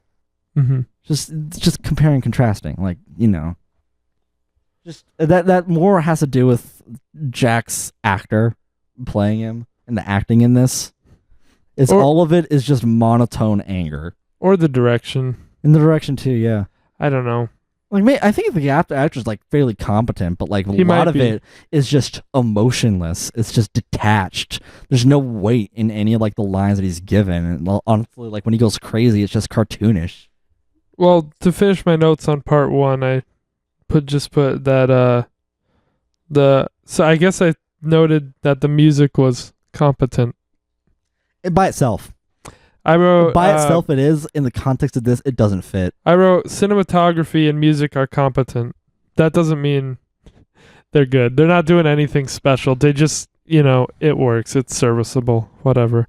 I agree, except in the part where you can see the fucking mic. That's like as incompetent as you can get. I missed it, but I'd love to see that. Oh, it's hilarious. And I said most performances are serviceable or good. You know, looking back on that, not true, Danny. Also, Danny is really bad, but everyone else serviceable. Also, Stephen King has a problem with black people. This miniseries is what racist. Is with you today? This miniseries is racist. No, but like actually, okay, I actually thought about. I think because in the Overlook, what do you get? You see people playing croquet on horses, and it's all white people. It's all white people. They're all blonde. It's like Hitler's vision in there. And the one black guy in this whole miniseries is dressed like a pimp. What? Is he? Yeah, they dressed up Halloran like way the fuck up. Like, it's so cartoony. All right. I don't know. I just pointed that out. Anyway, I think you talked my score down a number for part 1. Oh, good. I did score them all individually. So is it a 0? No. -1. No, I'm giving it a 3 out of 10. Oh wow, that's a generous. Part 1, 3 out of 10. Well, I had it at a 4 because I didn't really go into consideration of how they could have shown all this in more like subtle ways, or just skipped it out because it's not important. Like, I was just bored. I was too preoccupied with my boredom to be like, yeah, it's like, it's not broken, it's just bad. Like, it's boring. Let's see. How about all the innuendos of Danny talking to Halloran? There's just a lot of them. If you catch just them talking through The Shining. Yeah, there's there's other innuendos, like when Halloran was like, "Oh, think at me," and it's like, "Oh, what I think." He's just like, anything as long as it's hard. Oh, all right. Yeah. I don't know. I guess I'll just off-put by a little boy talking to a big black dick. Okay. I'm kidding. Okay, I'm trying to be funny in all this. Let's see. Yeah, his Shining and then talking is a bastardization of what it is. Also, like, he just immediately knows as well. There's no build up. It's just like, as soon as you see him, he's just like, "Hey, what's up?" in Danny's head. And it goes on for like another 25 minutes of like him exploring the power, and like it's enough for him to fucking burst open like his taillight and shit. Let's see. Damn, we knew what you wanted to talk about today. It's honestly fucking. It's honestly fine. I could just talk about literally any part of this. So I'm guessing you didn't rate them part by part. That's fine. I mean, I can if you really fucking want to. They'll probably all be the same thing. Yeah, they'll be the same. Anyway, yeah, a bad out of 10. Yeah, but okay. So they go through. Honestly, it's fine them talking about like The Shining. It's just it could have already gotten across Danny's like how strong his power is when you get to the part where he has to call for Halloran and he's halfway across the country. Like, that's a good measure for power. Like, this whole scene isn't even necessary. Yeah. It's not like there's anything wrong with it, honestly. That's what I think. I think a lot of this miniseries is just unnecessary, but also and boring and mediocre. If you take out and not actually like offensively bad, it's offensive in context that, oh, this is the real Shining. It's offensive that it's in knowing that the Kubrick's version exists. Yeah, and that King was like, no, this. Yeah, and it turned out to be just completely just opposite direction bad by all metrics. But yeah, it's mostly just really, really mediocre and really, really fluffy. Like, let's see. Also, if they got rid of that scene with Danny and Halloran having their little pissing contest of The Shining, they could have actually had Halloran giving Jack and Wendy the tour of the kitchen rather than the custodial staff, which also is also just shows how much I'm gonna nerd out and like just shows how much I've seen Kubrick's version. Fucking Watson, if that's his name, the custodial staff goes over line by line what is said in the Kubrick movie. Like line for line, he says some of the same thing. And the only difference is that there's a list that happens to be here of all the edible things, as opposed to Halloran saying it off the top of his head, you know, him being the fucking chef and just knowing the kitchen back to front because that's his job. All right, guys. Let's just have the character read it from a list because that would make sense. Because him remembering all those things in the kitchen that he works at and spends all his time at would be too outlandish. They'll just happen to have them fucking stumble across a list that just happens to be there on that counter. All right, yeah, let's get into part 2. Part 2, everybody. I can keep going. I can do it. I can fucking do it. All right, yeah. What do we have? 10-minute nothing scene of Jack looking through a spooky photo album and hearing noises to kick off the episode. That was fun, wasn't it? I don't even remember that. Really? You might have went to pee for 10 minutes. I think so. I think I popped it in and went to pee. Or I just was like, I'm recovering from the first part. Yeah, he was just looking through a photo album for like 10 minutes. Oh, yeah, and like, first of all... And hearing noises. You know what, back to the first part too, but it's as consistent throughout. Flashbacks. Yeah. Fucking flashback to everything. They even have a fucking flashback to when Danny got too excited at a basketball game. Like, really? Yeah. Really? He really felt the need to include that. I'm just gonna say that about every scene. It's like he really felt the need to include the wasps in this. He really felt the need to include fucking haunted hedge animals. Yeah, we're not there yet, man. That exists in the book, but it's just like what the why? Why don't you go through all of your stuff after my notes? I mean, because I think you could just sit here and solo for an hour after I'm done. Honestly, I can.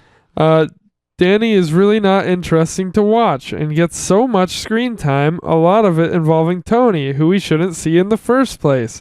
Jack is better, but still lacks charisma. Definitely no Nicholson. Yes. Red Rum. Butchered it. Red fucking... Oh my god. Butchered it. Oh my god. So... It's almost... Okay, wait. Hang on, because it does come back into play later. Let's save it for part 3. Because that's where my real... Even worse. That's where my real note about Red Rum is, and how they didn't even utilize the potential of Red Rum. So let's move forward. Well, it starts off by Tony showing him Red Rum. No, wait. Does it? Like, what does Red Rum mean? He sees it in fucking cartoon blood on the wall. Like, fucking Christ! Is this is the Jack's Pacific version of The Shining? Like, this has to be like, oh, we gotta make The Shining but for PG. Like, just have it fucking in ketchup, like in blood. Like, it's so cartoony, and like, of course. When he doesn't see it, and then Danny's like, "What's a Red Rum?" Was it not in blood in the first one in Kubrick's? No, in Kubrick's, Danny just kept like he just kept saying it like as if it was a chant. But you see it later. Just like, oh, what's he saying? Yeah, but he writes it in lipstick. Yeah, in his mom's lipstick on the door. Lipstick, right? And you see it through the right. You see it through the mirror. Yeah, I know. I was gonna get to that later because that's what was great about Red Rum.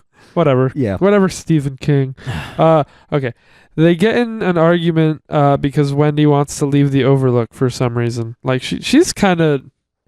The funny thing is how Stephen King boasts how well he developed his characters and, like, how their motivations are so much more fleshed out. And it's just like, no. They're just as fucking batty as the characters in Kubrick's, except in Kubrick's, they're like scary, and there's like, it feels like this is an insane person, and in this movie, it feels like, oh, she's conveniently like, hey, let's leave because I'm scared, and because Danny said like, and because Danny said that bad things are gonna happen. Yeah, Danny said bad things. I want to leave. Like, if anything, that's almost validating. My brain is fried, by the way. It's almost validating fucking Jack's like perspective of the story, in that Wendy's getting in the way of his work. Yeah, which is manifested like in Kubrick's. However, we know nothing. We know so little about their relationship. There could be a lot of subtext along with that, and that we're just meant to believe that this is just a regular family and that there's some history involved. Right. But here, it's almost like King set out to make Wendy the most fucking, like, the most, what's the word? What's the word I'm thinking? Infallible, like, person to exist. Yeah. Just like, yep, Wendy can't do anything wrong. She's perfect. She's blonde. Because he says that in Kubrick's, she's like the most sexist character ever brought to screen or some shit. Sexist? Yeah, you don't know that? No, I knew King had a problem with Wendy and Kubrick's, but... Yeah. He thinks that she's like the most misogynistic portrayal of a woman ever to exist. You know what? At least Kubrick's Wendy isn't a Mary Sue. I don't even know that term, okay? That basically means that it's a self-insertion as well as... It's just self-inserting the most...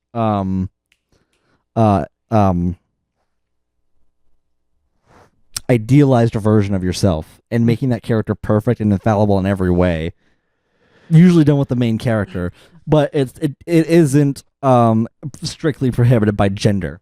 Right. Like, guys, or like guy versions of this, are called Gary Stews. Okay.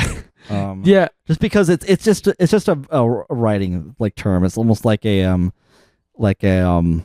fallacy. I of guess writing. it must have seemed out of left field to me that Wendy was just like, we gotta leave. Oh, yeah. Because I No, it took is. note and was like, what?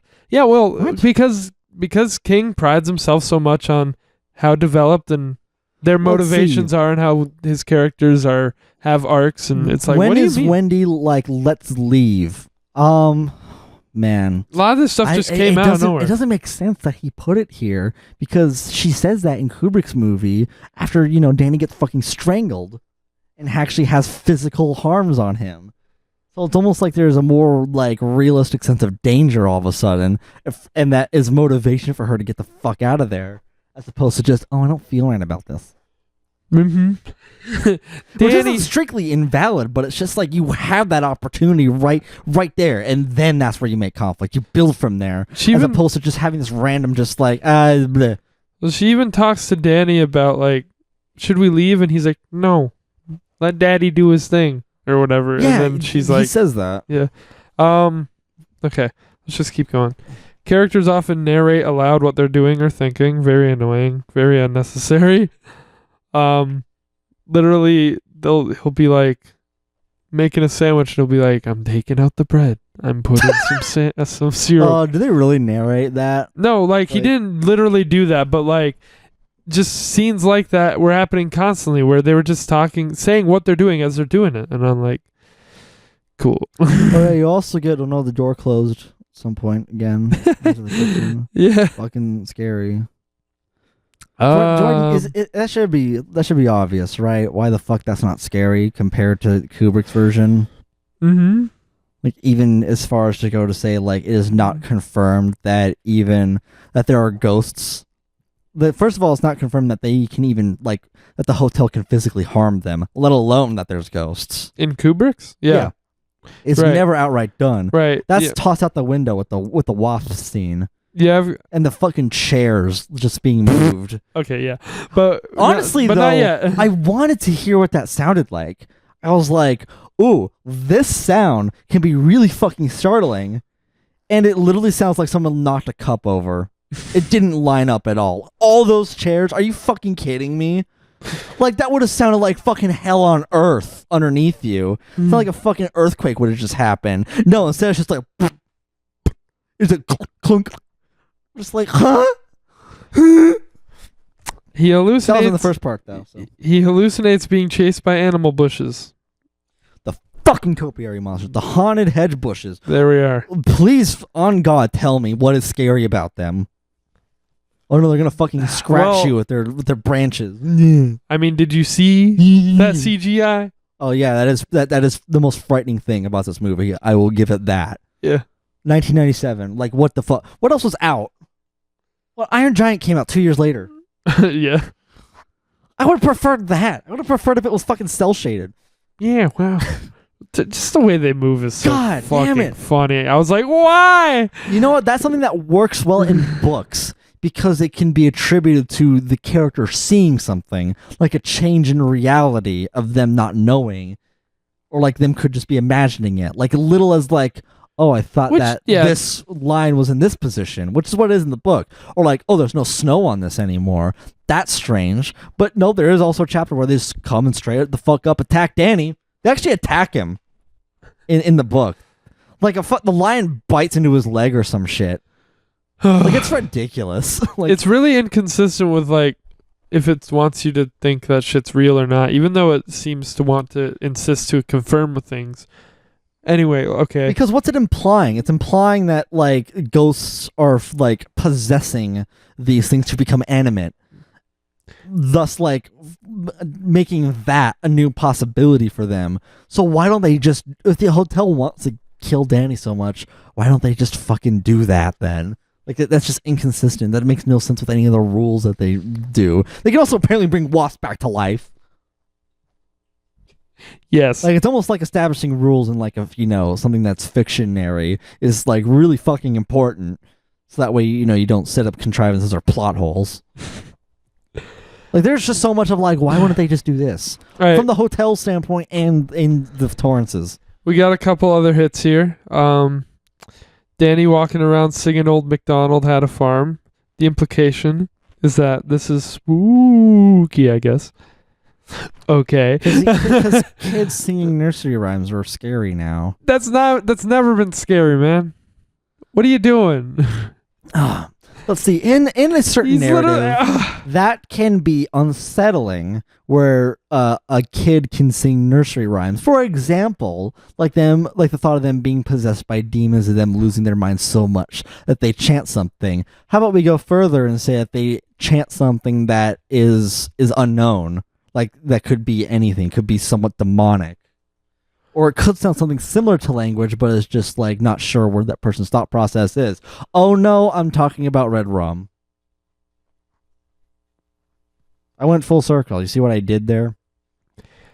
Old MacDonald had a farm. Yeah, right up there with Red Rum. Like, just fuck. Also, can we talk about like right before Danny gets attacked by the hedge monsters? We get the most egregious tone shift like in all of like visual media.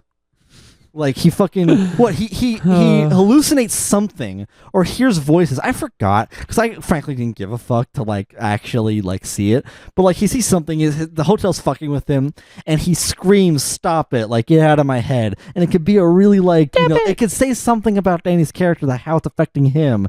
Like why isn't it affecting Danny, but it's affecting Jack? And it's a tense moment. You know what happens immediately after that? Wendy goes to check on him, and it's like, oh, because she heard him screaming. Nope, she's like, Danny, it's snowing out. And then fucking Disney music plays. That's ridiculous. Like, oh my god, that's the biggest, like, it's a fake out, like, at worst. No, I don't know what's worse. If it's a fake out, or if it's just such a, like, if it's just an actual tone shift. All right. I don't get it. Yeah. Like, what were you trying to do in this scene, King? I really want to know what he was fucking thinking here. What do you mean? Like, what are you thinking? You just get rid of that entirely, and it would have been fine. Yes. We have that. It's the Kubrick movie. Oh my god. All right. At this point, I'm sure you can tell I can't add too much. You're kind of taking it all. Yeah, sorry. And we don't want to be here all night, so I don't, but like, there's just so many things I can get into about I'm just this. popping my notes out here. You guys can loosely get how I felt, I guess. Okay. Get ready for another Sky Rant TM. Bathtub lady is a zombie. Oh my fucking god. Looks like she's covered in makeup as opposed to having rotting flesh. At first I was like, you know what? I'm fine. I can just let him take the wheel. And then you brought up the woman in the bathtub. The lady in room 217. The lady in the radiator. The laddie in the radiator. Oh, where do I fucking begin? Yeah, well, how about with what I said? Oh, then it's not scary. Let's see. She looks like a zombie. Why isn't it scary? She's got green makeup on instead of rotting flesh. First of all, okay, this was foreshadowed in Kubrick's version as well. What do you mean? Danny asks Halloran about it. I don't think he does in this. He does in the book, but I don't know if he does in the miniseries. He asks about the room. Okay, yeah. Because he gets a strong feeling about the room. He sees the number like over and over again through Shining. That doesn't happen.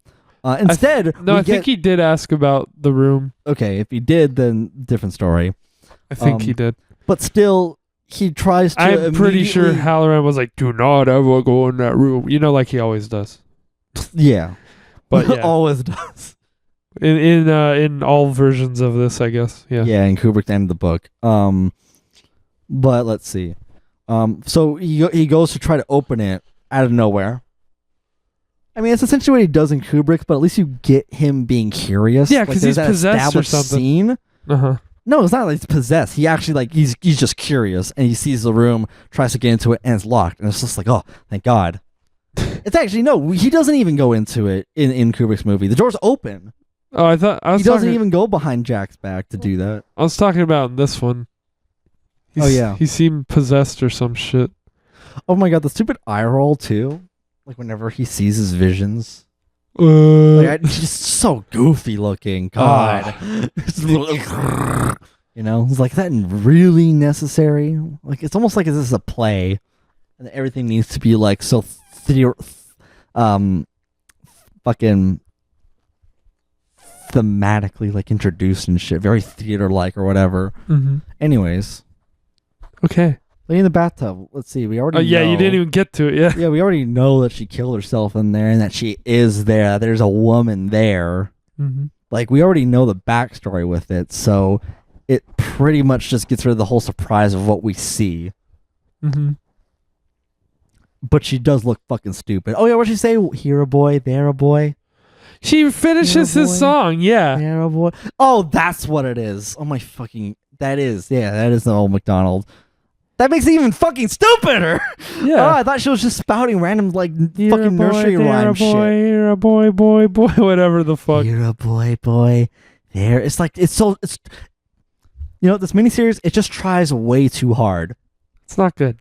but it doesn't try hard enough to be scary. It tries hard everywhere else except here where it counts. Look, if And you're then gonna you- do the kid singing nursery rhymes and you want it to be scary, it's all about context, and you can't just throw that in. And It's not- atmosphere. It's not inherently scary. It's funny. It's like, what are you doing, man? Atmosphere and context as well. So I'd like to go further into that. There's nothing about this that, like, him singing Old MacDonald. I was sitting here like, oh no. No. Oh man, and how about when she slowly walks to him as he's trying to desperately get the door open? And then she grabs He him. just runs out. Oh yeah, he gets the door open and then he just stops. It's just like, oh. And it's like out of a fucking trailer for a comedy movie. Yeah. It just pulls him back like it's like there's a fucking laugh track there. Boink. Like, oh my god, it just takes everything that was tense about the Kubrick movie and just it's almost like it's a parody. Like, it's a phenomenon how much of the scary atmosphere that he just sucked out of there. Like, more than sucked, that is siphoning. They just got rid of everything there. Just like took it in the most literal way. It's a bastardization. Like, fuck off. Just fuck off with Room 217 in this movie. Okay. There's like no impact or you just forget about it later again. Jack in this version just kind of goes crazy, breaks stuff, and blames Danny, and then it's spooky. No, he has to talk. He has to be really monotone anger with him first, and he has to be like, not even like they try to paint him as this tragic character mostly in the first part, but like, did you find it believable after like you get the flashback of when he breaks his arm? He's just like, yeah, I really messed up. We'll talk about Jack's character at the end of part 3 because I really fucked up. Yeah, spoiler SpongeBob. Spoiler alert, I think Jack's character is kind of what like makes this movie this miniseries broken. They fucked up, didn't I? I'm sorry. All right, last note. For part 2, the hotel is basically at the end of part 2. It's just confirmed evil, which we already covered. It's evil and spooky. It's a haunted hotel. It's fucking goosebumps, dude. Let's see. When we do get the aftermath, like when he has all the strangle marks on him. Honestly, that the scene alone, isolated, is actually like decent. But when you look at like the context of what came before that, which is, let's see, which is Jack smashing the radio, which honestly, it's goofy as fuck. It's really goofy as fuck. But like, to make that a choice where he like smashes it because he like hears his father and shit. If the acting was better, it'd be a good scene. I don't think there's things wrong with it there. I just think him smashing it and then be like, Danny! Oh yeah, no, him saying Danny afterwards. It's hilarious. That's my problem. It's just like there's no way the character actually thinks that, and like they're just there's no way like the character would actually think that, like, unless he genuinely like spaced out. No, because it's about possession. Did you miss that? Like not Kubrick. King tells you that these guys are possessed. Yes. No, I know, because he snaps out of it at the end of the part. Yeah. But it's what I mean is like, I don't know, man. Like, it's just he really tried to like just slip that like in Kubrick's version, there was something in Jack, and it's ambiguous. Maybe the hotel pushed him over the edge a little. But in this, for all fucking purposes, Jack is just like a guy who was trying to recover, being an alcoholic and an angry guy.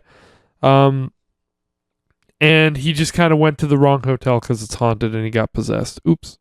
I mean, okay, so what King intended out of the book was it meant to be not a case study. No, it's not that. It meant to be about an average dude or just a regular guy who's struggling, going bad, like devolving into madness. Which okay, he doesn't. Fine, sure, that can be the premise. However, with Jack's colorful backstory, it's hard to paint him anything other than a piece of shit. Yeah. Or at least, like, you know, a failing human that is trying his best, but is still failing in, like, every turn. Just from the amount of things. Right.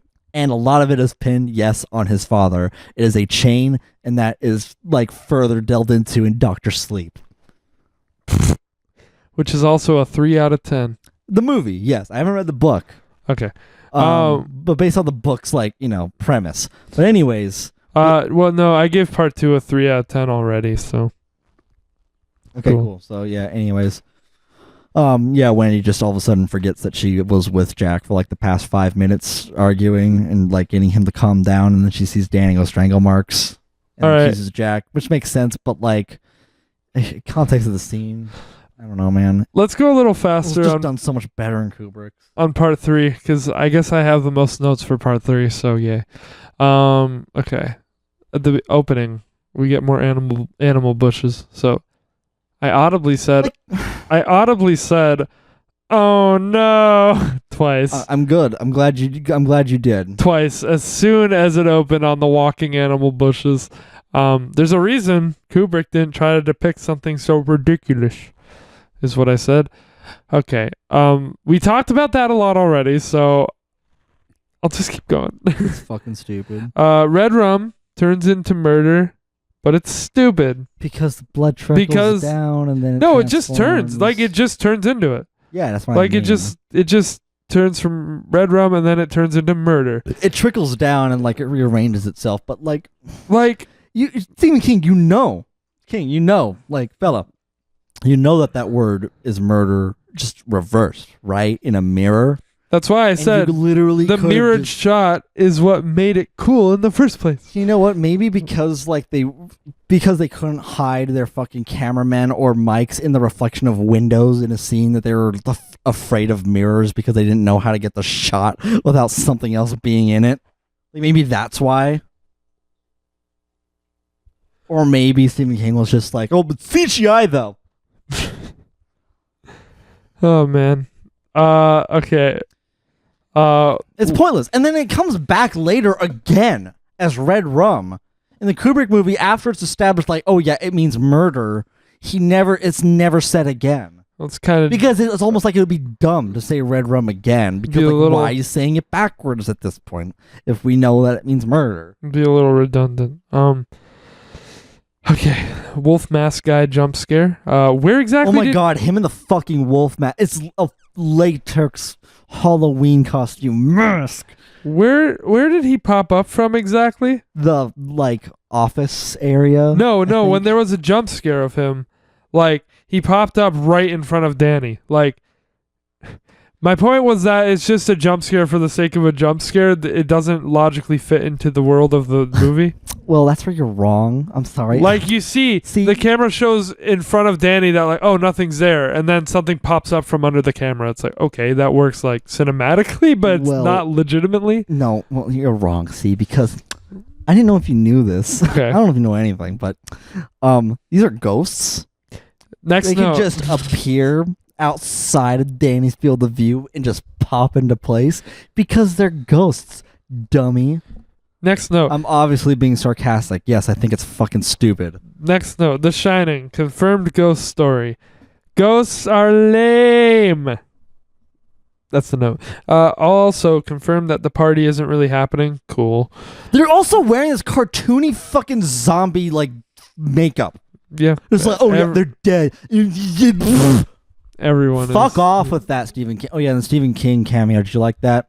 I didn't Did you even really like how it was built up, the showing his butt was shaking, and he turns around conducting at the audience for some fucking reason. It's just like, I don't even know if he knew what he was doing up on stage. He was just like, yeah, put me in.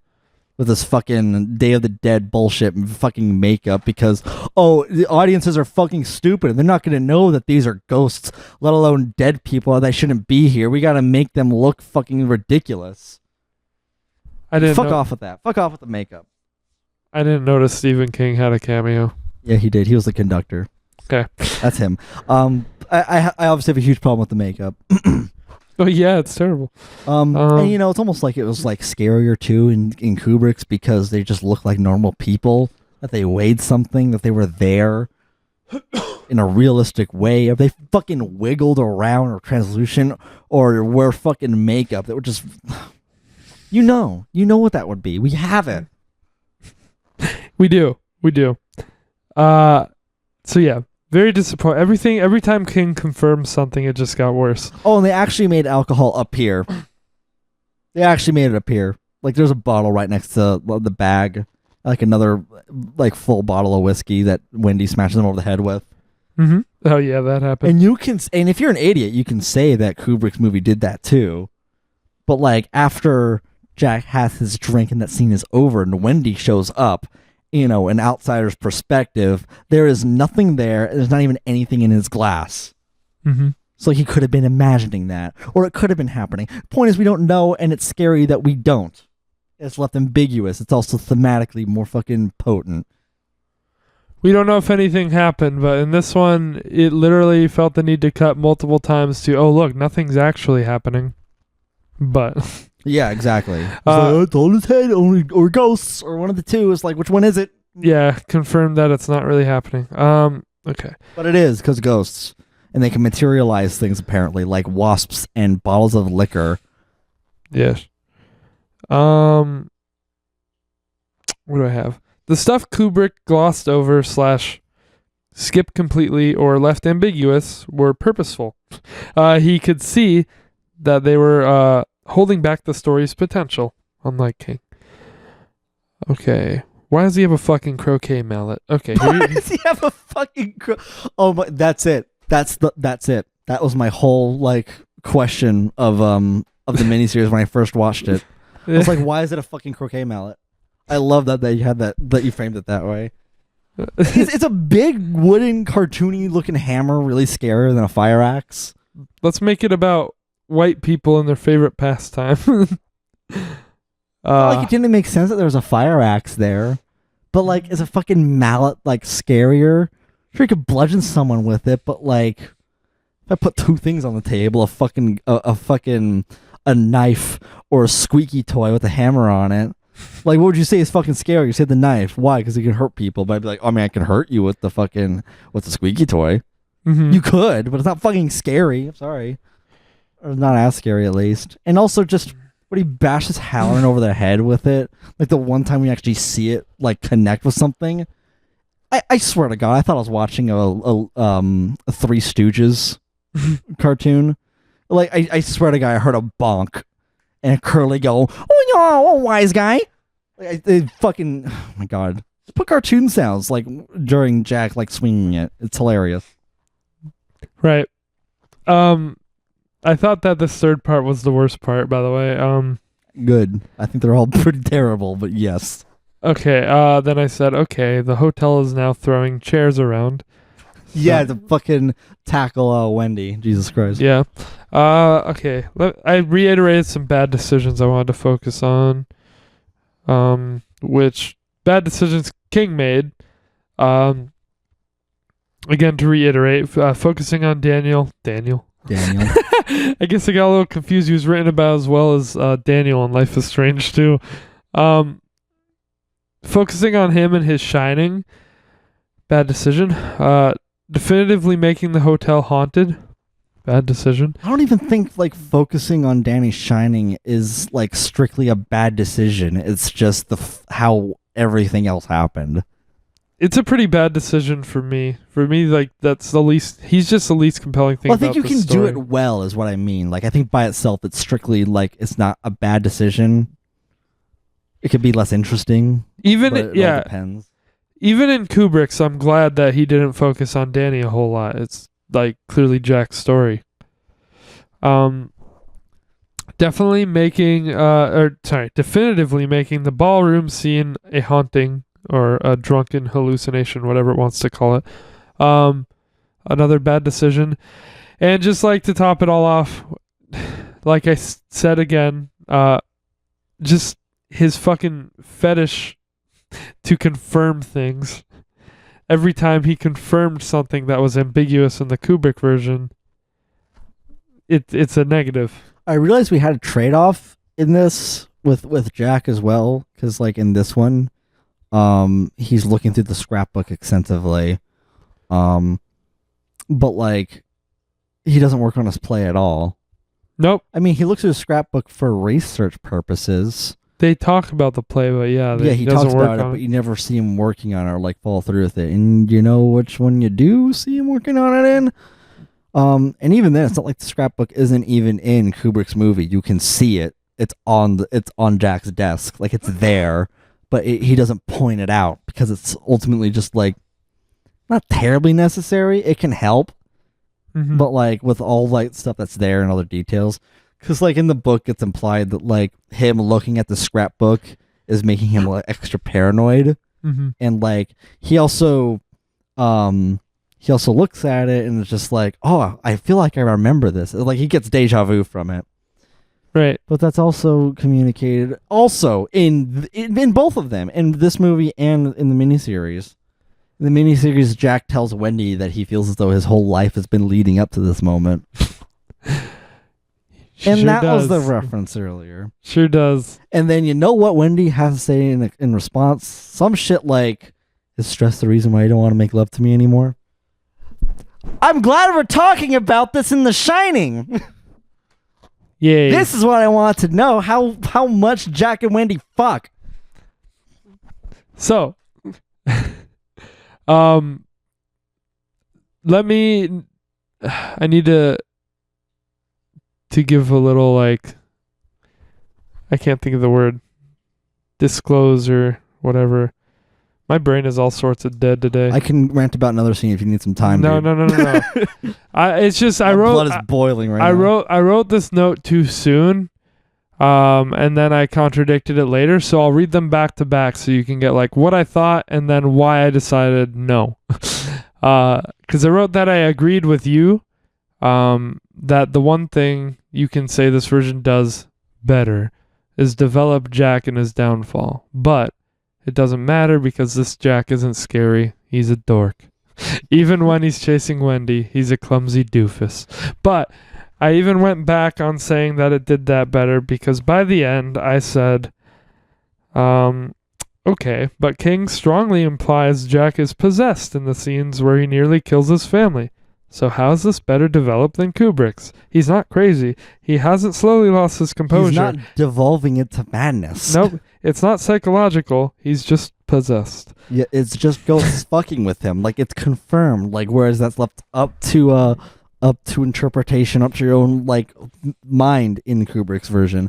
Well, this is what Kubrick's got his boner about, is that he developed Jack so well, and Kubrick he was already crazy, and it's like, dude, you just made him possessed. You didn't. He's not even like, I don't know. Like people say that. I'm like, I didn't notice like, oh, he's crazy. It was just like, it's unnerving. Like everything in Kubrick's exists to try to unnerve you in it. Like let's take for instance one huge difference I noticed is the car scene with both of them. They're both driving the same fucking like red buggy, and then the same fucking framing with Danny like in between Jack and Wendy. You know what they talk about in the miniseries? In the car? Yeah. I thought they talk about the Donner Party in both. I don't even remember. I was genuine like, what do they talk about? The same thing, but they talked about nothing. It was just conversation. What do they talk about in Kubrick's version? Wait, you're talking about in the car at the beginning? Yes. Yeah, they talk about the Donner Party in both. Okay. But I was actually surprised that Kubrick like took that conversation piece. He didn't. Huh? He didn't. they in like the car scene when they're traveling to the Overlook. In Kubrick's version, they talked about how some Indian tribes would cannibalize each other based on a documentary That's the Donner Jack saw. Party. That's the Donner Party. Oh, really? Yeah. Okay. I didn't know that. I thought they were talking about some other bullshit. No. Another conversation piece. No, they I think it's when they were in the mountains and they got hungry and ate each other. Yeah. Yeah, that's the Donner Party. So they talked about, I was surprised that like Kubrick actually was faithful to King in using that conversation. Because yeah, they did it in this too, but then they brought it up again later. I swear in to God, this movie, they was... mentioned the Donner Party later in this, in part 3, I think, and part 1. I swear to God, I thought it was just like conversation. Well, like either way, it's way more lighthearted in this version. Like, there's no doubt about that. Yeah. So like I see that, I don't know, I saw that and I'm like, okay, this trying to elicit the feeling of like, oh, this family, it's so nice. Like these are the good before the bad happens and all that. Meanwhile, in Kubrick's, I'm like, when they talk about it, I'm just like, oh shit, that's dark. And then start thinking about what's going to happen with them in the Overlook. I'm about to watch that movie right now. I think me too. I need to fucking clean my brain. All right, let's. But like, also him going mad was what I was going to get to, is that he doesn't even like really like slowly devolve. He just one day is just hears his dad over the intercom. He's just like, all right, I'm breaking it. Yeah, and then he like talks like more monotonely, sternly towards Danny for like a scene. But like that's like the nothing happened with him hearing his dad either. It was just like, I guess he heard his dad because he heard his dad. Like he wasn't drunk. The hotel was because fucking the with him. hotel was fucking with him. Yeah, he was possessed. The hotel fucked with him. Like, who cares, man? Can we also just like? How is there any lesson to ghosts? I want us to do a little think for a second. Let's imagine Jack's performance throughout the whole miniseries. You know, even at the fucking climax, like at the end of the third movie or the third part. I want you to like really remember, like, okay, what emotion was he getting across? Well, like, how was he acting?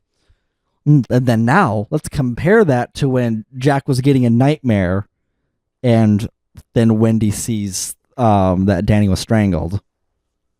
Night and day in terms of acting and emotion. Right. Jack Nicholson actually is horrified at the thought of murdering his family.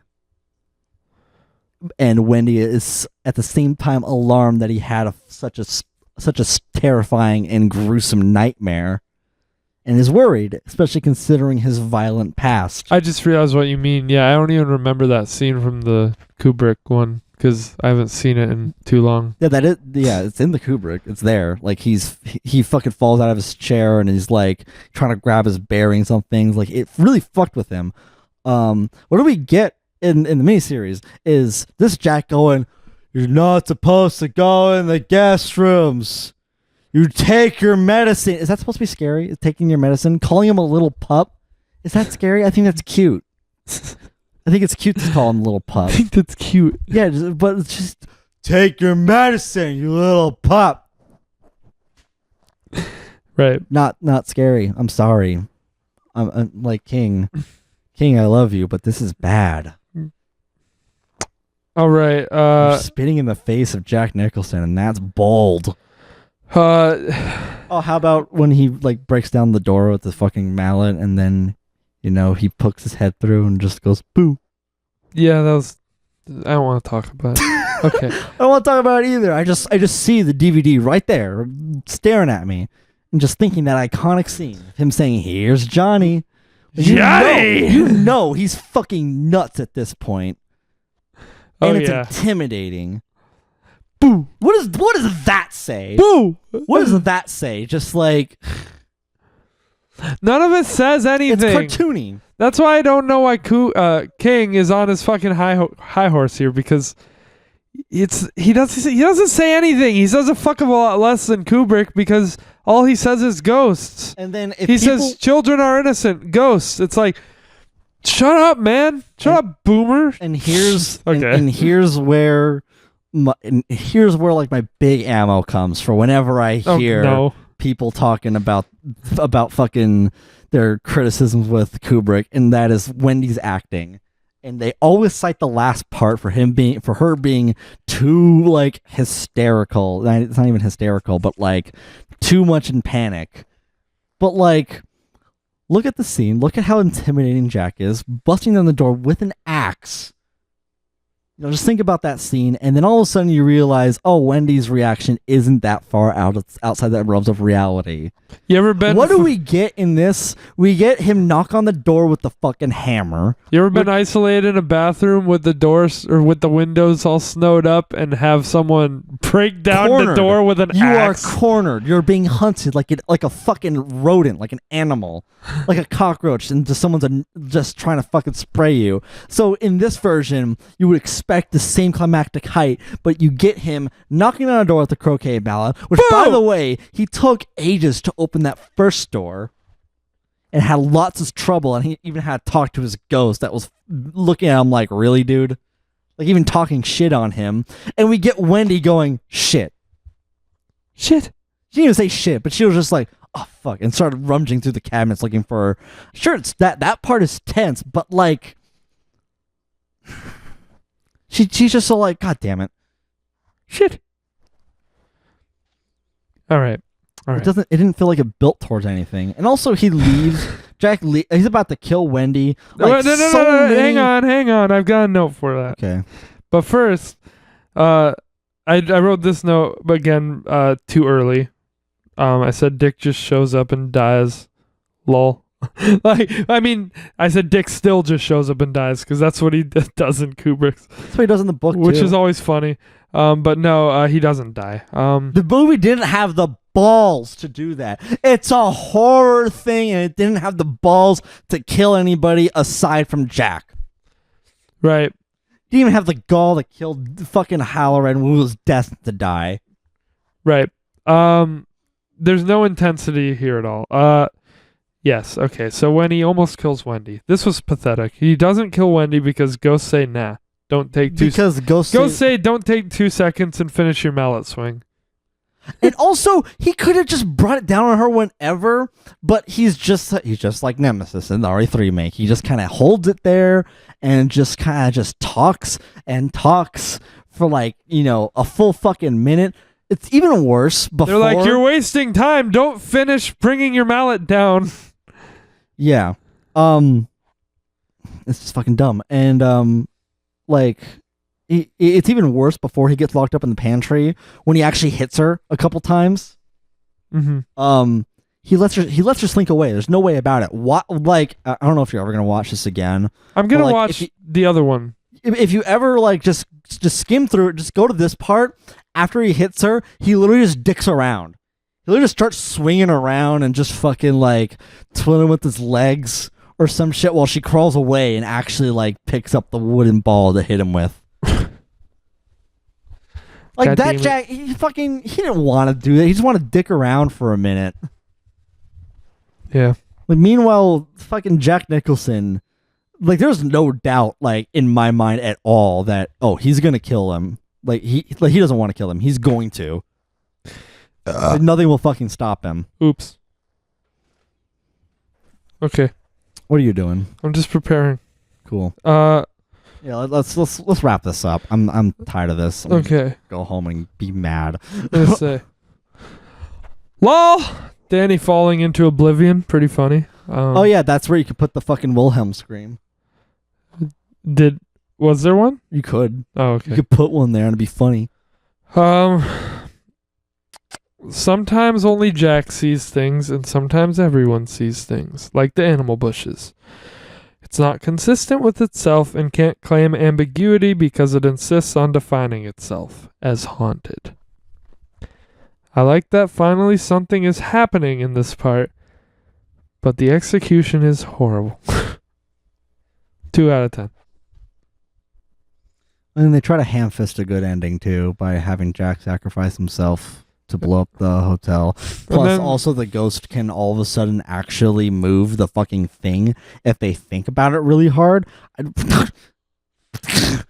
Yeah, they can just move shit. That's such a bastardization. And Jack is just like, no, your party's over. And Stephen King says his ending is passionate because it's fire, and Kubrick's The hotel fucking explodes. and Kubrick's is bad because he freezes. That's almost like asking how Michael Bay would end The Shining, and it just blow up the hotel.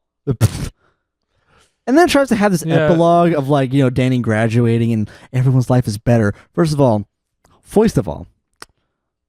the world. You're telling me that like one of the world's largest and most fucking whatever Ullman said in the beginning, most astounded hotel in the nation, where presidents stayed, exploded because of the caretaker family that was present. It all exploded and they just nothing. There's no repercussions from that. Are you kidding?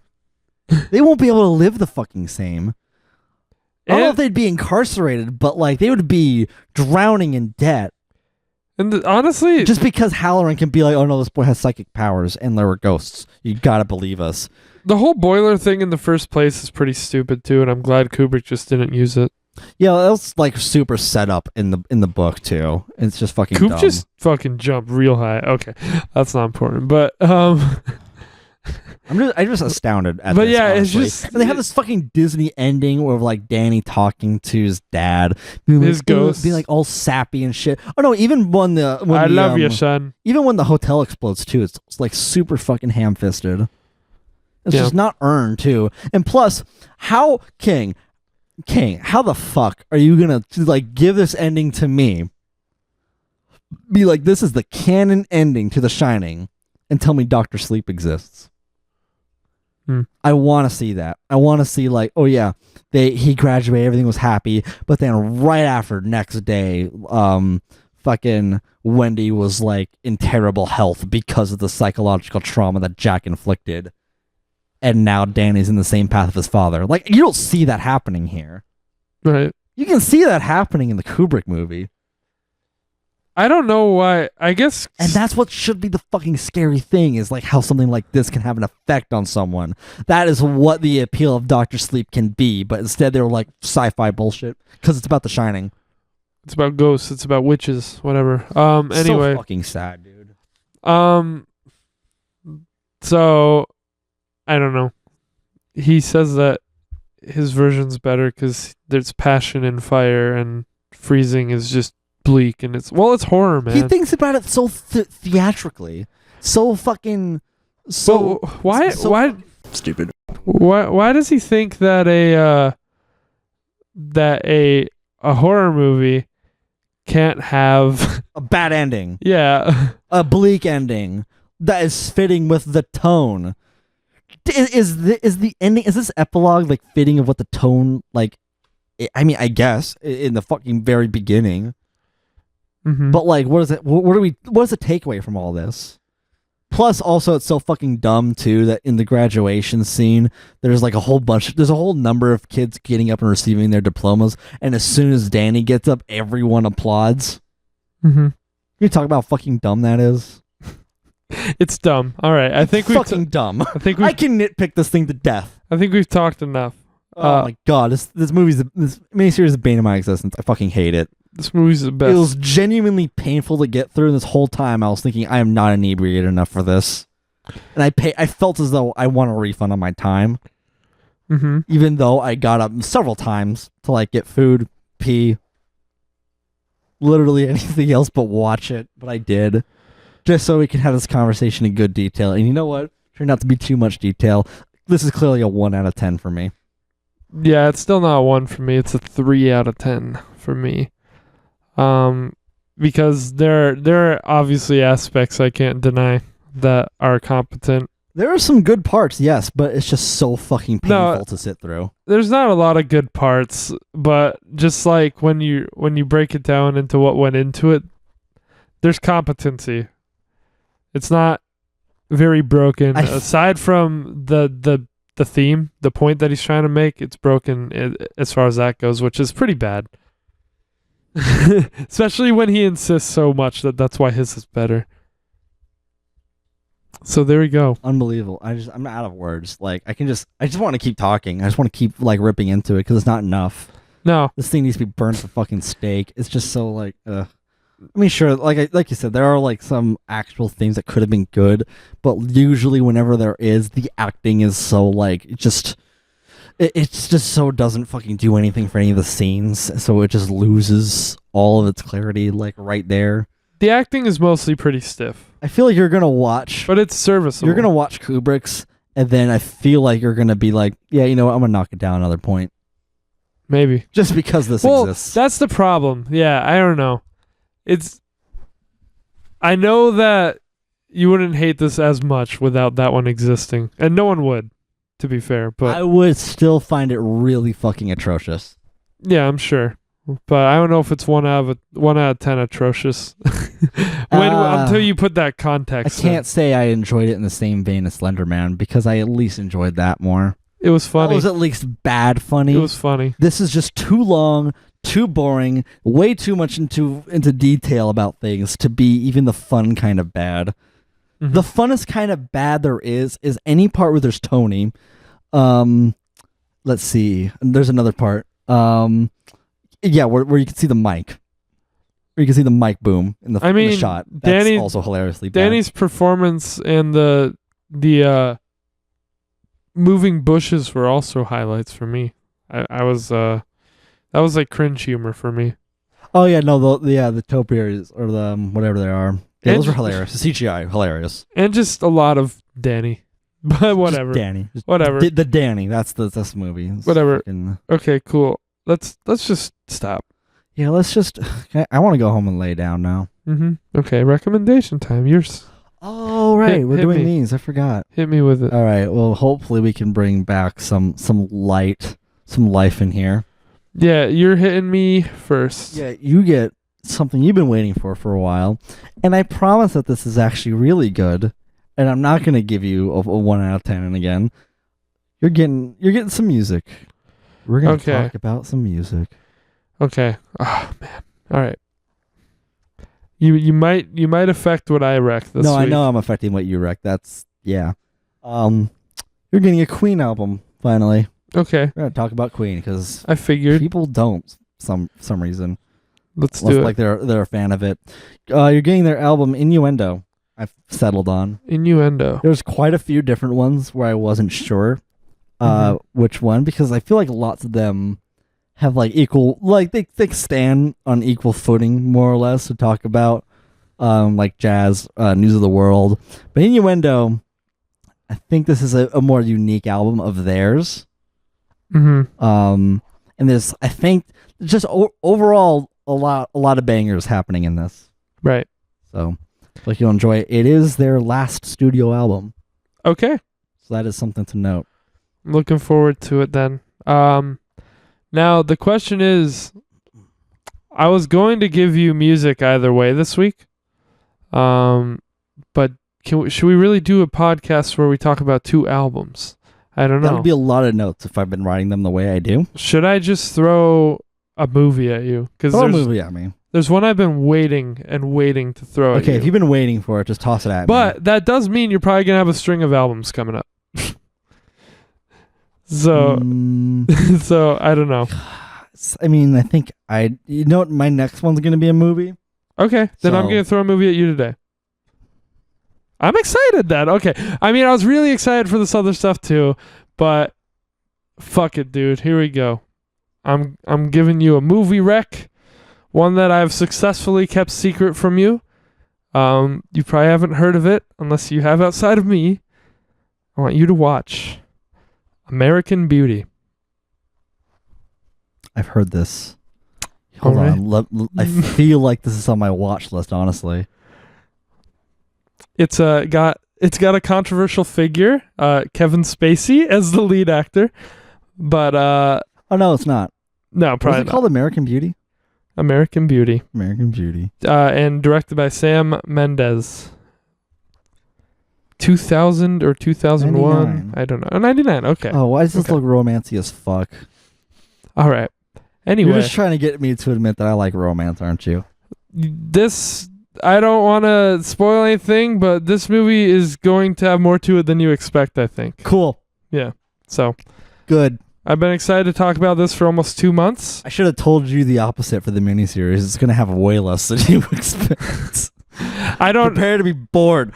I don't know how the convo will go on this, but I'm real excited. It's a real film student kind of movie to wreck also.